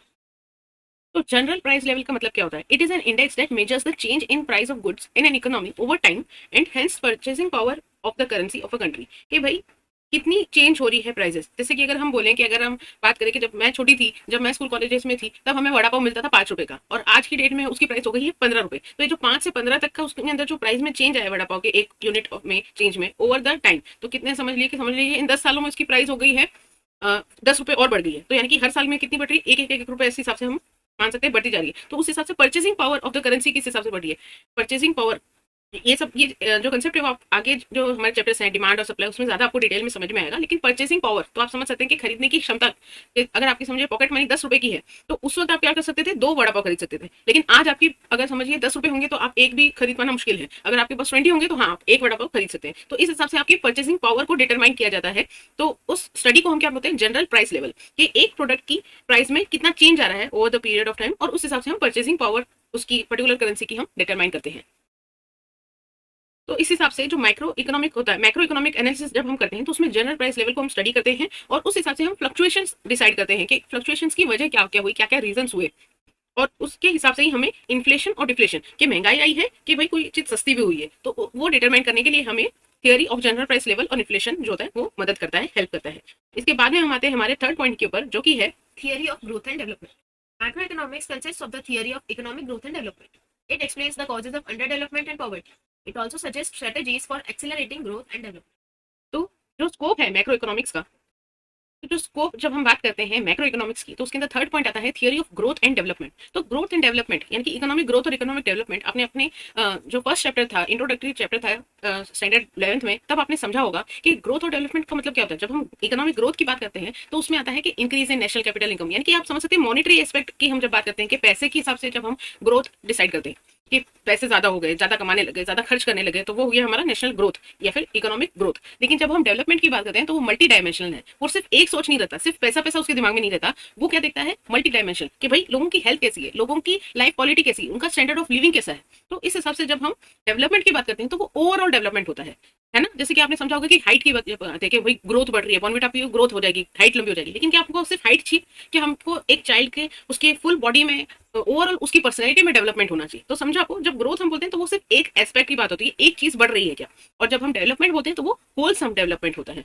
तो इस हिसाब से ही हम जब macro economics पढ़ते हैं तो उसके अंदर हम दोनों के ऊपर फोकस करते हैं, हम पैसे के ऊपर भी फोकस करते हैं और ओवरऑल स्टैंडर्ड ऑफ लिविंग के ऊपर भी फोकस करते हैं। उसमें हम देखते हैं अंडर डेवलपमेंट तो नहीं हो गया कि भाई डेवलपमेंट तो हो रहा है लेकिन अंडर तो नहीं हो रहा, जितना होना चाहिए उतना हो रहा है कि उससे कम हो रहा है। और पॉवर्टी पूरी की पूरी मिटानी है हमको, सिर्फ एक को नहीं कि एक सेक्शन ऑफ सोसाइटी बहुत ज्यादा कमाई कर रही है और मतलब जैसा कि हमने अपने टर्म सुना होगा, rich becomes richer and poor becomes more poorer. तो वो कंसेप्ट नहीं होना चाहिए, एक इक्वालिटी आनी चाहिए हर हिसाब से कि जो रिच और पुअर का जो डिफरेंस है वो भी कम होना चाहिए। ये सारी की सारी चीजें हम किस में पढ़ते हैं, स्टडी करते हैं मैक्रो इकोनॉमिक्स के अंदर। इसके बाद में हम आते हैं हमारे फोर्थ पॉइंट के ऊपर, जो कि है Macro theory of distribution. Macro theory of distribution deals with the relative shares of rent, wages, interest and profit in the total national income. तो जब हम मैक्रो थियरी ऑफ डिस्ट्रीब्यूशन की बात करते हैं तो हम अगेन जो हमारा कॉस्ट ऑफ प्रोडक्शन के जो चार फैक्टर्स थे, क्या क्या थे वो, लैंड, लेबर, कैपिटल और एंटरप्रेन्योर, उनकी जो रिवॉर्ड्स थे क्या क्या थे वो, रेंट, वेजेस, इंटरेस्ट और प्रॉफिट, इनका जो है वो भी रिलेटिव शेयर किस हिसाब से आ रहा है, उसका प्रॉपर डिस्ट्रीब्यूशन हो रहा है कि नहीं हो रहा है, और उसका कितना कंपोनेंट है टोटल नेशनल इनकम में, उस हिसाब से हम इसको स्टडी करते हैं। तो ये हमने देख लिया कि ये क्या था, ये था हमारा स्कोप ऑफ मैक्रो इकोनॉमिक्स। उसके अंदर था theory of income and employment, जिसमें हमने देखा कि हम ओवरऑल बेसिस के ऊपर देखते हैं कि हमारी इनकम जब हमें नौकरी मिलेगी उस हिसाब से हमें इनकम होगा, इनकम में से हम कुछ खर्चा करेंगे, उसके लिए आउटपुट का वर्ड आ गया, उसके अंदर कुछ सेविंग करेंगे और कुछ हम इन्वेस्टमेंट करेंगे। इसमें हमने ये देखा था कि जो बिजनेस साइकिल है, यानी कि ट्रेड सप्लाई कैसे हो रहा है, क्या चीज प्रोड्यूस करनी है, क्या चीज कितने में बेचनी है, बिजनेस साइकिल के भी सारे फंक्शन इसमें आ जाते हैं। तो ये काफी चीजें क्या है, इंटर रिलेटेड है। फिर हम आए थे जनरल प्राइस लेवल पर और इन्फ्लेशन के ऊपर। जनरल प्राइस में हमने सीखा था कि एक प्रोडक्ट की प्राइस के अंदर कितना चेंज हो रहा है over the period of time, उससे हमें परचेसिंग पावर के बारे में पता चलता है, और इन्फ्लेशन हो रहा है, डिफ्लेशन हो रहा है, वो भी पता चलता है। तीसरा पॉइंट आया था हमारा theory of growth and development. तो ग्रोथ हमने देखा था कि सिर्फ एक ही चीज को ध्यान में रखता है कि भाई पैसा पैसा पैसा, नेशनल इनकम कितनी हो रही है, नेशनल ग्रोथ कितनी हो रही है। लेकिन जब हम डेवलपमेंट की बात करते हैं तो वो ओवरऑल डेवलपमेंट होता है, इंसानों की जीवन कितना है, उनका हैप्पी इंडेक्स कितना है, वो खुश रह रहे हैं क्या, उनका स्टैंडर्ड ऑफ लिविंग क्या है, उन सबको कंसीडर करता है। लास्ट पॉइंट आता है macro theory of distribution. Distribution में क्या था, जो हमारे चार फैक्टर थे कॉस्ट ऑफ प्रोडक्शन के, उसका हमने देखा कि वो जो रिवॉर्ड है उसका कंपोनेंट कितना है हमारे टोटल नेशनल इनकम में। इस हिसाब से ये पूरी की पूरी स्कोप थी हमारी मैक्रो इकोनॉमिक्स की। इसके बाद में हम आगे बढ़ते हैं और आते हैं अब हम फीचर्स ऑफ मैक्रो इकोनॉमिक्स के अंदर। उसके अंदर अगेन हमारे पॉइंट्स है वो एक एक करके देख लेते हैं। Study of aggregates. Macroeconomics deals with the study of economy as a whole. It is concerned with the aggregate concepts such as national income, national output, national employment, general price level, business cycles, etc. जैसा कि हमने देखा उसमें जब हम macro economics पढ़े थे वो क्या था, स्टडी ऑफ इंडिविजुअल यूनिट्स। यहाँ पर क्या पॉइंट है, स्टडी ऑफ एग्रीगेट्स। एग्रीगेट्स यानी कि सबका इकोनॉमी एज अ होल की हम स्टडी करते हैं। जो हमने सारी पहले बातें देखी, national income, national output, national employment, general price level, business cycle, इन सबको ये स्टडी करता है, एज अ होल स्टडी करता है। नेक्स्ट पॉइंट आता है Income theory. Macroeconomics studies the concept of national income, its different elements, methods of measurement, and social accounting. Macroeconomics deals with aggregate demand and aggregate supply. It explains the causes of fluctuations in the national income that lead to business cycles, that is inflation and deflation. तो ये income theory के ऊपर based है। इसमें हम क्या करते हैं कि इनकम मतलब कितनी कमाई हो रही है, वहां पे क्या था हमारी प्राइसिंग थियरी चल रही थी कि भाई हर चीज की प्राइस निकालो। यहाँ पर हम किसके ऊपर फोकस कर रहे हैं, इनकम थियरी के ऊपर। कि इनकम थियरी के हिसाब से हम यानी कि नेशनल इनकम के हिसाब से हम बाकी सारी चीजें क्या है डिसाइड करते हैं कि उसके हिसाब से हम देखते हैं कि एग्रीगेट डिमांड कितना हुआ, एग्रीगेट सप्लाई कितना हो रहा है पर्टिकुलर कंट्री के अंदर। उसके हिसाब से हम रिलेट करते हैं कि भाई इन्फ्लेशन महंगाई हो रही है या कोई चीज सस्ती हो रही है, डिफ्लेशन चल रहा है। तो ये इनकम थियरी के ऊपर बेस्ड है। थर्ड पॉइंट आता है General equilibrium analysis. Macroeconomics deals with the behavior of large aggregates and their functional relationship. General equilibrium deals with the behavior of demand, supply, and prices in the whole economy. तो देखिए ये जो मतलब macro economics है वो किसके ऊपर based है, जनरल इक्विलिब्रियम एनालिसिस। लेकिन जब हम माइक्रो इकोनॉमिक्स की बात कर रहे थे तो आपको ध्यान में होगा वो किसके ऊपर बेस्ड है, पार्शियल इक्विलिब्रियम। लेकिन यहाँ पर क्या है, मैक्रो के लिए जनरल इक्विलिब्रियम, यानी कि क्या होता है, इक्विलिब्रियम का मतलब होता है बैलेंस। तो यहाँ पे हम क्या करते हैं, कई सारे लार्ज एग्रीगेट्स के ऊपर हम स्टडी करते हैं और उनकी भी एक दूसरे के साथ रिलेशनशिप देखते हैं, उनकी फंक्शनल रिलेशनशिप हम यहाँ पे स्टडी करते हैं। तो इसके लिए हमें क्या देखना होता है, डिमांड की भी, सप्लाई की भी और प्राइसेस की, इन तीनों चीजों को हम साथ में लेके चलते हैं, इन तीनों को हम बैलेंस करते हुए चलते हैं और इसको हम क्या कहते हैं, general equilibrium analysis. Fourth point आता है Interdependence. Macro analysis takes into account interdependence between aggregate economic variables such as income, output, employment, investments, price level, etc.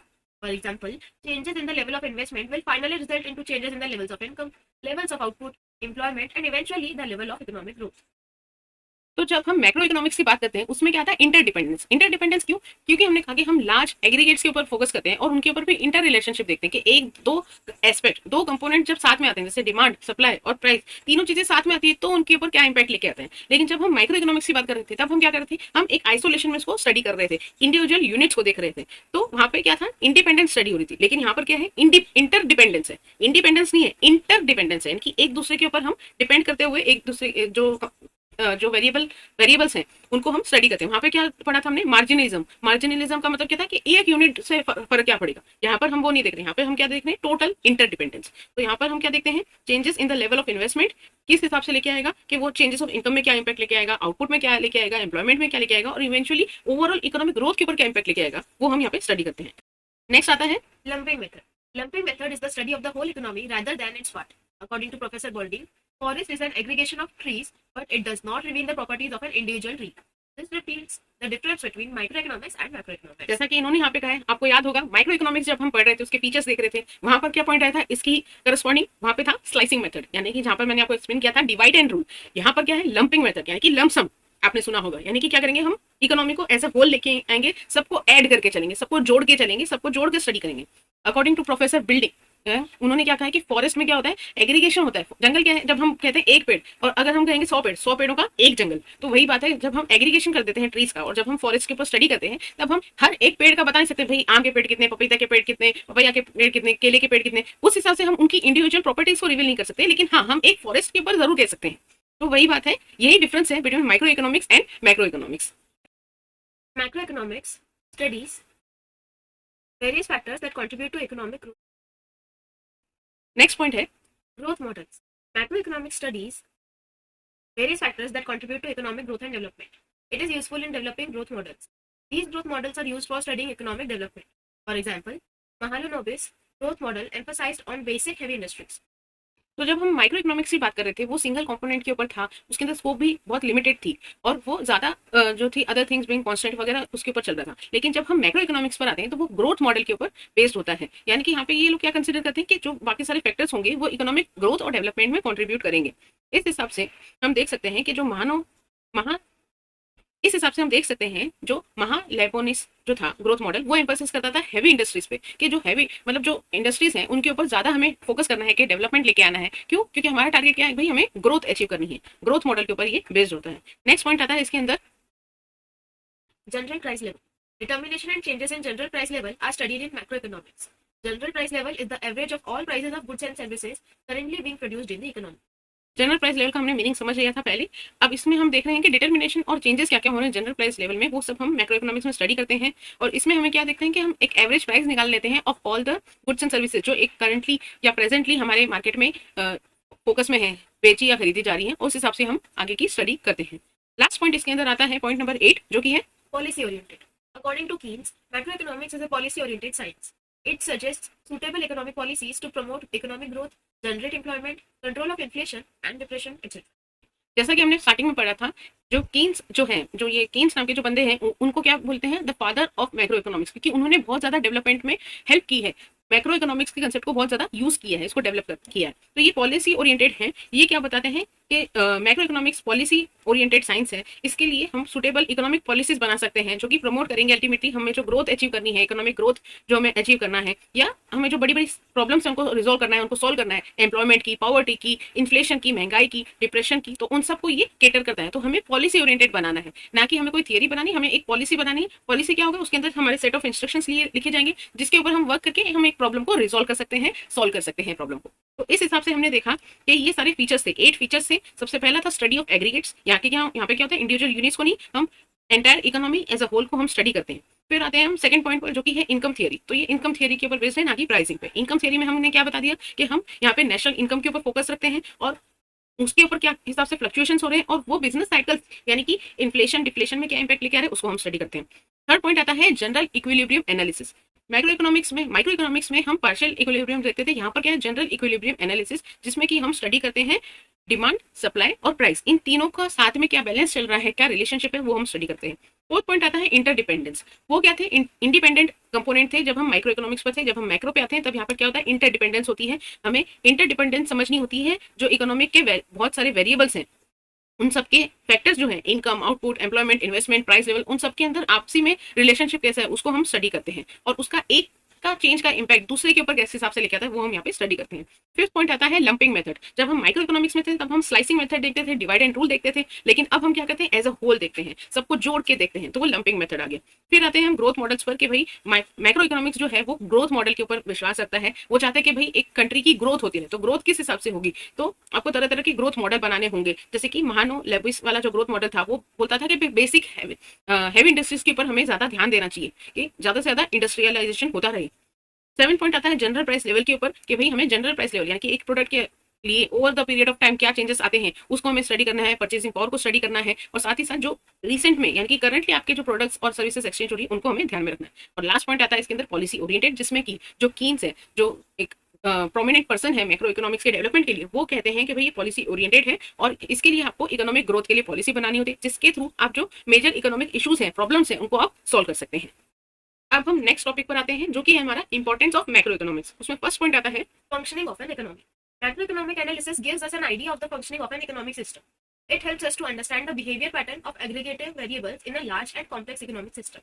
तो इसका इंपॉर्टेंस क्या है, इसके यूज क्या क्या होते हैं। सबसे पहली बात आती है कि फंक्शनिंग ऑफ एन इकोनॉमी। हमने देखा कि मैक्रो इकोनॉमिक्स में हम क्या स्टडी करते हैं, कि पूरी की पूरी इकोनॉमी कैसे वर्क करती है, कैसे फंक्शन करती है। तो वही हम यहाँ पे देखेंगे कि एग्रीगेट वेरिएबल्स यानी कि जो छोटी छोटी इंडिविजुअल यूनिट्स थे ना, इंडिविजुअल हमने एस्पेक्ट्स देखे थे, वो एक लार्ज और कॉम्प्लेक्स इकोनॉमिक एनवायरमेंट में कैसे काम करती है, कैसे वर्क करती है। तो वो हो गया हमारा functioning of an economy. Next point इसके अंदर आता है Economic fluctuations. Macroeconomics helps to analyze the causes of fluctuations in income, output, and employment and makes an attempt to control them or reduce their severity. तो economic fluctuation होते रहते हैं, कभी कोई चीज इंक्रीज हो जाती है, कभी डिक्रीज हो जाती है, बहुत ही ज्यादा डायनामिक है, वोलाटाइल है, कभी भी चेंज हो सकता है। तो इस हिसाब से हमें क्या क्या चीजें हो सकती है, क्या क्या ऐसे कारण हो सकते हैं। जैसे अचानक से लॉकडाउन हुआ तो सबकी क्या हुई, इनकम रुक गई, उन्होंने खर्चा करना कम कर दिया और इंडस्ट्रीज वगैरह बंद हो चुकी थी, तो आउटपुट भी नहीं हो रहा था, ना प्रोडक्शन हो रहा था, ना उसका कंजम्पशन हो पा रहा था, और अनएम्प्लॉयमेंट भी हो गया था। तो इस हिसाब से फ्लक्चुएशंस होते रहते हैं। तो इकोनॉमिक फ्लक्चुएशन को आपको उसके कॉजेस को भी पहचानना होता है, और किस लेवल का हुआ। बहुत ज्यादा लेवल का हुआ तो आपको उसकी सीवियरिटी, उसके जो आप कह सकते हैं जैसे मैग्नीट्यूड होता है, उसको मैग्नीट्यूड को कम करना रहता है, उसके असर को उसको आपको रिड्यूस करना होता है। तो वो सब में आपको हेल्प करता है मैक्रो इकोनॉमिक्स की स्टडी, क्योंकि आप इनकम, आउटपुट और एम्प्लॉयमेंट, इन तीनों चीजों को साथ में लेकर चलते हैं और इन तीनों को आप एक साथ स्टडी करते हैं। तो उसके जो डिसएडवांटेजेस होंगे, उसके जो प्रॉब्लम्स होंगी, उनको आप क्या कर सकते हैं, रिड्यूस कर सकते हैं, उसकी सेवेरिटी को, उसके सीरियसनेस को आप रिड्यूस कर सकते हैं। तीसरा पॉइंट आता है National income. Study of macroeconomics has brought forward the immense importance of the study of national income and social accounts. Without a study of national income, it is not possible to formulate correct economic policies. तो social accounts का मतलब क्या होता है, पहले वो देख लेते हैं। सोशल अकाउंट का मतलब होता है, it is a process of measuring, monitoring and reporting to the stake holders the social and environmental effects of an organisation action. जैसे कि आप समझिए कि आपकी एक इंडस्ट्री है, कि आप कार मैन्युफैक्चर करते हैं। कार मैन्युफैक्चर करते हैं, वो कौन सी है, वो पेट्रोल या डीजल के मॉडल पर है, वो सीएनजी या फिर इलेक्ट्रिक व्हीकल नहीं है। तो आपको आपके स्टेक होल्डर्स का मतलब क्या होता है, कोई भी ऐसे इंसान, आपने उसी में पढ़ा होगा, जिसका कि उस पर्टिकुलर चीज में इंटरेस्ट है।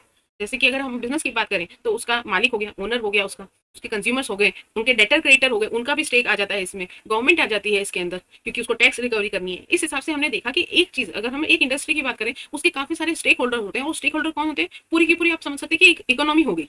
तो इसके लिए जब हम सोशल अकाउंट की बात करते हैं तो हमें वो देखना होता है कि हम बिजनेस तो कर रहे हैं, बिजनेस का मोटिव क्या होता है कि प्रॉफिट कमाना है, लेकिन एक सोशल हिसाबदारा भी होना चाहिए, कि ऐसा नहीं कि भाई मैं प्रॉफिट कमाऊंगा और देश गया भाड़ में, ऐसा काम नहीं होना चाहिए। तो आपको एक हिसाब से वो देखना चाहिए कि भाई मैं कितना पोल्यूशन कर रहा हूँ, soil pollution, water pollution, air pollution, क्योंकि इंडस्ट्रीज में हम देखते हैं ना, हम साइंस प्रोजेक्ट भी बनाते हैं, तो हम क्या बताते हैं, इंडस्ट्रियल डेवलपमेंट हो रहा है और वो इतना सारा वेस्ट रिलीज कर रही है, कभी पानी में वाटर डाल दिया, नदी के अंदर बहुत सारे ऐसे कचरे डाल दिए, हजार्डियस वेस्ट डाल दिया, तो वो सब नहीं होना चाहिए। तो उस हिसाब से हम देखते हैं उन सब चीज़ों को मॉनिटर करके हमें स्टेक होल्डर्स को बताना चाहिए, उनको एक्नॉलेज करना चाहिए, उनको अवेयर करना चाहिए कि भाई हमारे वजह से ये सोशल या एनवायरमेंटल इफेक्ट आ रहा है हमारी ऑर्गेनाइजेशन की कोई भी प्रोसेस के हिसाब से।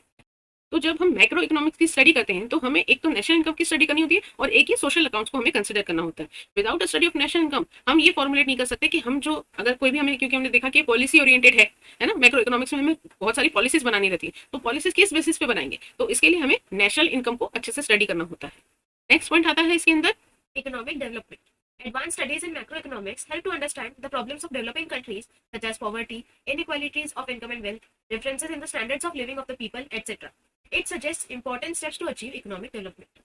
तो मैक्रो इकोनॉमिक्स की जब हम बात करते हैं तो हम मोस्टली यहाँ पे मैंने बताया ना कि ग्रोथ होता है, तो ग्रोथ में क्या रहता है, हमारा फोकस सिर्फ और सिर्फ में क्या रहता है कि पैसा कमाना है। लेकिन जब हम इकोनॉमिक डेवलपमेंट की बात करते हैं तो वो एक होलसम डेवलपमेंट होता है, ना सिर्फ हमें पैसा कमाना है लेकिन हमें बाकी सारी चीजों पे, इंडिविजुअल्स के ऊपर, पीपल जो है उस देश के जो इंसान है उन सबको हमें साथ में लेके चलना है। तो मोस्टली जो डेवलपिंग कंट्रीज है, जैसे कि इंडिया, इंडिया क्या है, एक डेवलपिंग नेशन है, डेवलपिंग कंट्री है, तो यहाँ पे प्रॉब्लम्स कैसी है, पॉवर्टी, इनइक्वालिटी है ऑफ इनकम एंड वेल्थ। कहाँ, तो यहाँ पे हमारे पास मिस्टर अंबानी है, मिस्टर अदानी है, रतन टाटा है, जो कि इंडिया के नहीं मतलब वर्ल्ड लेवल पर एशिया के फर्स्ट सेकंड थर्ड में आते हैं, मतलब वर्ल्ड में फर्स्ट सेकंड थर्ड नंबर पर आते हैं, एशिया के तो टॉप सबसे ज्यादा वेल्थ वाले लोग हैं वो। लेकिन कहाँ, तो हम ये बोल रहे हैं कि इतने पैसे वाले लोग भी हैं और कहाँ बहुत ज्यादा गरीब भी हैं। यहाँ पर आपको सबसे महंगी पॉश एरिया भी मिल जाएगी और साथ में जो दुनिया का सबसे बड़ा स्लम एरिया है जैसे कि धारावी, वो भी इंडिया में है। तो यहाँ पे क्या है, बहुत ही ज्यादा इनइक्वालिटी है, बहुत अमीर लोग भी हैं, मतलब कुछ अमीर लोग भी बहुत हैं यहाँ पे और गरीब लोग भी बहुत ज्यादा है। तो एक तरह से इनइक्वालिटी, एक इम्बैलेंस है ऑफ इनकम एंड वेल्थ, और गरीबी भी बहुत ज्यादा है। फिर डिफरेंस है in the standard of living of the people, यानी कि आप समझ सकते हैं कि जैसे कि अगर हम बात करें कि जो भी बॉलीवुड के एक्टर्स हैं, एक्ट्रेसेस हैं, उनके घर कहाँ पर है, जुहू बीच या फिर एकदम वेस्टर्न लाइन के साउथ के अंदर, साउथ मुंबई के अंदर उनके घर है, और उनके जस्ट सामने अगर हम बात करें जुहू बीच है, मरीन ड्राइव है, वहां पर आपको क्या देखने को मिलेगा, स्लम एरिया देखने को मिलेगा, गरीब लोग, झोपड़पट्टी में रहने वाले लोग मिल जाएंगे। तो कितना ज्यादा इम्बैलेंस है वो आपको देखने में मिल रहा है, उनकी स्टैंडर्ड ऑफ लिविंग में कितना ज्यादा डिफरेंस है वो हमें देखने को मिलता है। तो इसके लिए जब हम इकोनॉमिक डेवलपमेंट की बात करते हैं तो हमें ये ध्यान में रखना है कि हमें कुछ पर्टिकुलर सेक्शन ऑफ सोसाइटी के पीपल को ही उनका डेवलपमेंट नहीं करना, हमें पूरी की पूरी जनता का, जो हम 150 करोड़ 150 करोड़ की जो जनसंख्या है, टोटल पॉपुलेशन है, टोटल पॉपुलेशन को ग्रोथ के ऊपर लेके आना है, उनका ओवरऑल डेवलपमेंट सबका कराना है। इसके लिए इकोनॉमिक डेवलपमेंट एक बहुत ही इंपॉर्टेंट फीचर आ जाता है, एक इंपॉर्टेंट वर्क आ जाता है जब हम मैक्रो इकोनॉमिक्स की बात करते हैं। इसके बाद में हम आते हैं हमारे फिफ्थ पॉइंट के ऊपर, जो कि है Performance of an economy. Macroeconomics helps us to analyze the performance of an economy. National income (NI) estimates are used to measure the performance of an economy over time by comparing the production of goods and services in one period with that of the other period. तो जैसे कि हमने बोला था कि general price level, उसमें हम क्या करते हैं कि एक प्रोडक्ट के ऊपर से हम स्टडी करते हैं कि उसके अंदर कितना चेंज आया over the period of time उसके प्राइस में।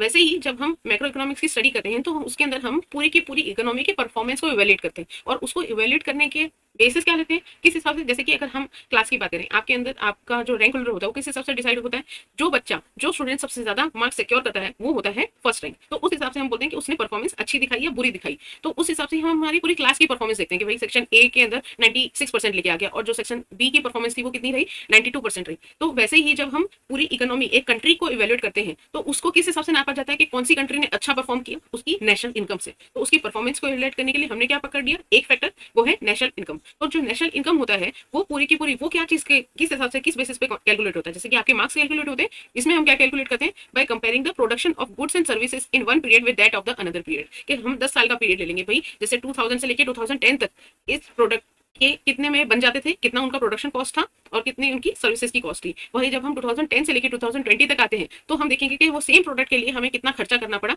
इस हिसाब से हम नेशनल इनकम जो है वो कैलकुलेट करते हैं। आपको इन कैलकुलेशन के अंदर चिंता करने की जरूरत नहीं है, आप जैसे जैसे इकोनॉमिक्स और ज्यादा पढ़ेंगे आपको उसकी डीप अंडरस्टैंडिंग और क्लैरिटी ऑफ थॉट्स आपके अंदर आ जाएगी जब हम आगे के चैप्टर्स पढ़ेंगे। अब हम आते हैं हमारे सेकंड लास्ट पॉइंट पर, जो कि है हमारा 6th पॉइंट, वो है Study of macroeconomic variables. To understand the working of the economy, study of macroeconomic variables are important. Main economic problems are related to the economic variables such as behavior of total income, output, employment, and general price level in the economy. तो जब हम micro economics की बात कर रहे थे तब हम क्या देखते थे, इंडिविजुअल यूनिट्स के ऊपर फोकस करते थे। यहाँ पर हम मैक्रो इकोनॉमिक वेरिएबल्स को देखेंगे। तो इकोनॉमिक वेरिएबल्स में क्या क्या आता है, it refers to any measurement that helps to determine how an economy functions. तो एक इकोनॉमी कैसे काम करती है उसके अंदर हमें बहुत सारे फैक्टर्स को एनालिसिस करना होता है, तो उनको हम क्या बोलते हैं, वेरिएबल। फैक्टर बोलिए या वेरिएबल बोलिए या कंपोनेंट बोलिए, एक ही बात है। तो पॉपुलेशन, कितने लोग हैं, पॉवर्टी कितनी, गरीबी कितनी है, अनएम्प्लॉयमेंट कितना है, इन्फ्लेशन, महंगाई कितनी है, इन ये सारे क्या है, एक एग्जाम्पल है मैक्रो इकोनॉमिक वेरिएबल्स का। तो इन सब मैक्रो इकोनॉमिक वेरिएबल्स को स्टडी करके हम उनके हिसाब से हम हमारी टोटल एक्चुअल जो रूट प्रॉब्लम है उनको हम आइडेंटिफाई करते हैं। भाई टोटल इनकम में प्रॉब्लम है कि output, employment, general price level, इन सबको हमको स्टडी करने में भी हेल्प मिलती है। तो इसके लिए हम क्या कहेंगे, study of macro economic variables भी एक इंपॉर्टेंस है। लास्ट पॉइंट पर आते हैं जो कि है हमारा Level of employment. Macroeconomics helps to analyze the general level of employment and output in an economy. तो इसके अंदर हम अलग से लेवल ऑफ एम्प्लॉयमेंट को भी स्टडी करते हैं। जब हम मैक्रो इकोनॉमिक्स की बात करते हैं उस हिसाब से हमें पता चलता है कि भाई हाँ एक्चुअल में एम्प्लॉयमेंट कितना हो रहा है और output, output in the sense कि कितने, जितना लोग ज्यादा काम करेंगे उतना ज्यादा हम बोलेंगे कि प्रोडक्शन बढ़ेगा, प्रोडक्शन बढ़ेगा उतना ज्यादा आउटपुट होगा। इस हिसाब से हमें टोटल इकोनॉमी का आउटपुट के हिसाब से पता चल जाता है। तो ये थे हमारे 7 पॉइंट्स थे हमारे इंपॉर्टेंस ऑफ मैक्रो इकोनॉमिक्स के ऊपर। एक बार फटाफट ओवरव्यू ले लेते हैं उसके लिए। फंक्शनिंग ऑफ एन इकोनॉमी, भाई एक इकोनॉमी कैसे फंक्शन करती है, उसकी वर्किंग कैसे होती है, उसके अंदर सारे जो इकोनॉमिक वेरिएबल्स होते हैं वो एक साथ कैसे काम करते हैं, वो हम समझते हैं फंक्शनिंग ऑफ इकोनॉमी में। दूसरा पॉइंट आता है इकोनॉमिक फ्लक्चुएशंस। हमने देखा इकोनॉमी क्या है, बहुत ही ज्यादा वॉलेटाइल है, डायनामिक है, चेंज होती रहती है, फ्लक्चुएट होती रहती है। तो इनकम, आउटपुट, एम्प्लॉयमेंट कितना चेंज हो रहा है, ज्यादा सीवियर तो नहीं है, उसकी सीवियरिटी को हम रिड्यूस कर सकते हैं अगर हमें पहले से पता हो, हम एक स्टडी करते रहे उनकी। नेशनल इनकम, नेशनल इनकम में हमें पता चलता है कि कोई भी चीज कैसे, कोई देश आगे बढ़ रहा है नहीं बढ़ रहा है, उसके लिए हम क्या करते हैं, उसको नेशनल इनकम को डिटरमाइन करते हैं। और उसके सोशल अकाउंट्स, यानी कि एक ऑर्गेनाइजेशन है वो कोई तरह का पोल्यूशन या सोशल हिसाबदारी से कैसी है, उसके सारे स्टेक होल्डर को अवेयर करके चलती है, वो हम कंसिडर करते हैं। फोर्थ पॉइंट आता है इकोनॉमिक डेवलपमेंट। हमने देखा सिर्फ ग्रोथ काम नहीं आएगी, सिर्फ पैसे पैसे से काम नहीं चलेगा, एक ओवरऑल डेवलपमेंट होना चाहिए जिसके हिसाब से पॉवर्टी नहीं रहनी चाहिए, एक inequality of income of wealth है वो नहीं होना चाहिए, एक बैलेंस डिस्ट्रीब्यूशन होना चाहिए, इनकम ऑफ वेल्थ का डिफरेंस जो है स्टैंडर्ड ऑफ लिविंग का वो रिड्यूस होता जाना चाहिए, मिनिमाइज होता रहना चाहिए। ये सब आ गया हमारे इकोनॉमिक डेवलपमेंट के पॉइंट में। फिफ्थ पॉइंट आता है परफॉर्मेंस ऑफ एन इकोनॉमी, कि भाई एक इकोनॉमी किस हिसाब से परफॉर्म कर रही है उसको हम कैसे डिटरमाइन करते हैं, उसकी नेशनल इनकम से। और नेशनल इनकम किस हिसाब से डिटरमाइन की जाती है, by comparing the prices of production of goods and services in one particular period with that of another particular period.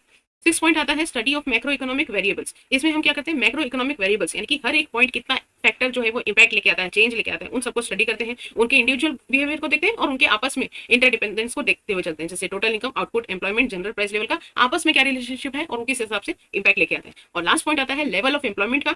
Macro economics जो है वो हेल्प करता है कि आप डिटरमाइन कर सकते हैं कि लेवल ऑफ एम्प्लॉयमेंट कितना है और अल्टीमेटली लेवल ऑफ आउटपुट कितना है उस पर्टिकुलर इकोनॉमी में। इस हिसाब से हमारा ये चैप्टर यहाँ पे खत्म होता है। यू शुड नो का एक स्मॉल पार्ट है, उसके अंदर हम देख लेते हैं माइक्रो इकोनॉमिक्स और macro economics at a glance. ये बहुत ही अच्छा है, आपको एक क्विक रिवीजन के अंदर आपको मदद करेगा, तो इसके लिए ये पार्ट आप स्किप मत करिए, हमारे साथ पढ़िए। बेसिस फॉर कंपैरिजन हम देखेंगे मैक्रो इकोनॉमिक्स और मैक्रो।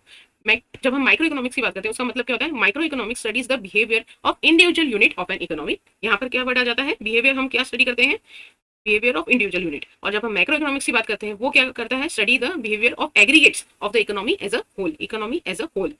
नेक्स्ट पॉइंट आता है इसके अंदर क्या क्या टूल्स हम यूज करते हैं जब हम माइक्रो इकोनॉमिक्स की बात करते हैं। ये माइक्रो है, यहाँ पे आप लिख लीजिए।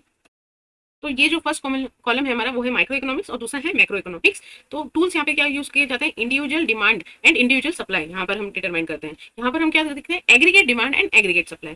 स्कोप क्या है, स्कोप यहाँ पर होता है demand, supply, product pricing, factor pricing, production, consumption, economic welfare etcetera. क्यों, क्योंकि यहाँ पे हम फोकस करते हैं प्राइस कैसे डिटरमाइन करनी है और उनका इकोनॉमिक वेलफेयर वो कैसे होगा, by optimum utilisation of available resources and उसका सेटिस्फेक्शन होना चाहिए टू द इकोनॉमी या फिर उसकी सोसाइटी का।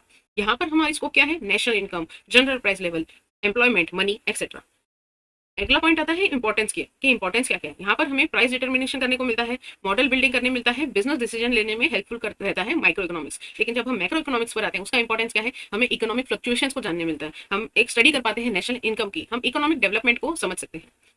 तीसरी अगला पॉइंट आता है थियरी कौन सी बेस्ड है, तो भाई ये प्राइसिंग थियरी, प्राइस थियरी के ऊपर बेस्ड है माइक्रो इकोनॉमिक्स। और जब हम मैक्रो इकोनॉमिक्स पर आते हैं वो हमारा इनकम और एम्प्लॉयमेंट थियरी के ऊपर बेस्ड रहता है। एग्जांपल्स की अगर हम बात करें तो माइक्रो इकोनॉमिक्स के एग्जांपल्स कुछ हैं, इंडिविजुअल इनकम, इंडिविजुअल आउटपुट। और वहीं जब हम नेशनल इनकम की बात करते हैं तो नेशनल इनकम और नेशनल आउटपुट आता है, यहाँ पे इंडिविजुअल और यहाँ पे नेशनल जब हम मैक्रो लेवल पर आते हैं। इस हिसाब से आई होप आप सभी को ये चैप्टर क्लियर हुआ होगा। इसके बाद में अगर हो सकेगा तो मैं आपके लिए एक शॉर्ट क्लिप बना दूंगी जिसके अंदर हम जो इंपॉर्टेंस या फिर फीचर्स के थे उनके पॉइंट्स को एक अच्छे से आपको लिख के दिखा दूंगी, वो आपको और ज्यादा हेल्प करेगा। अगर दोस्तों आपको ये वीडियो हेल्पफुल रहती है, आपको ये वीडियो का जो इंटरेक्शन जिस हिसाब से हमने किया, हमारे साथ में जो रीडर थे जिन्होंने हमारे इस चैप्टर को रीड आउट किया है उनका नाम है मिस समृद्धि पुरोहित, वो मेरी छोटी बहन है, तो उन्होंने इस वीडियो में आपकी हेल्प की है कि तो उन्होंने सारा का सारा टेक्स्ट रीड किया है। आपको किस हिसाब से ये वीडियो पसंद आती है, आपको कोई और सजेशन देने हैं तो यू आर मोस्ट वेलकम। आप अपने सजेशंस जो हैं इस वीडियो के कमेंट सेक्शन में बता सकते हैं। और अगर आपको ये वीडियो पसंद आए तो प्लीज अपने फ्रेंड्स के साथ शेयर करिए और सभी को हेल्प करिए कि वो भी अपने बोर्ड्स के एग्जाम में अच्छा स्कोर लेके आ सकें। तो that's it for this video, this is me CA Priyanka Purohit. All the very best and happy learning.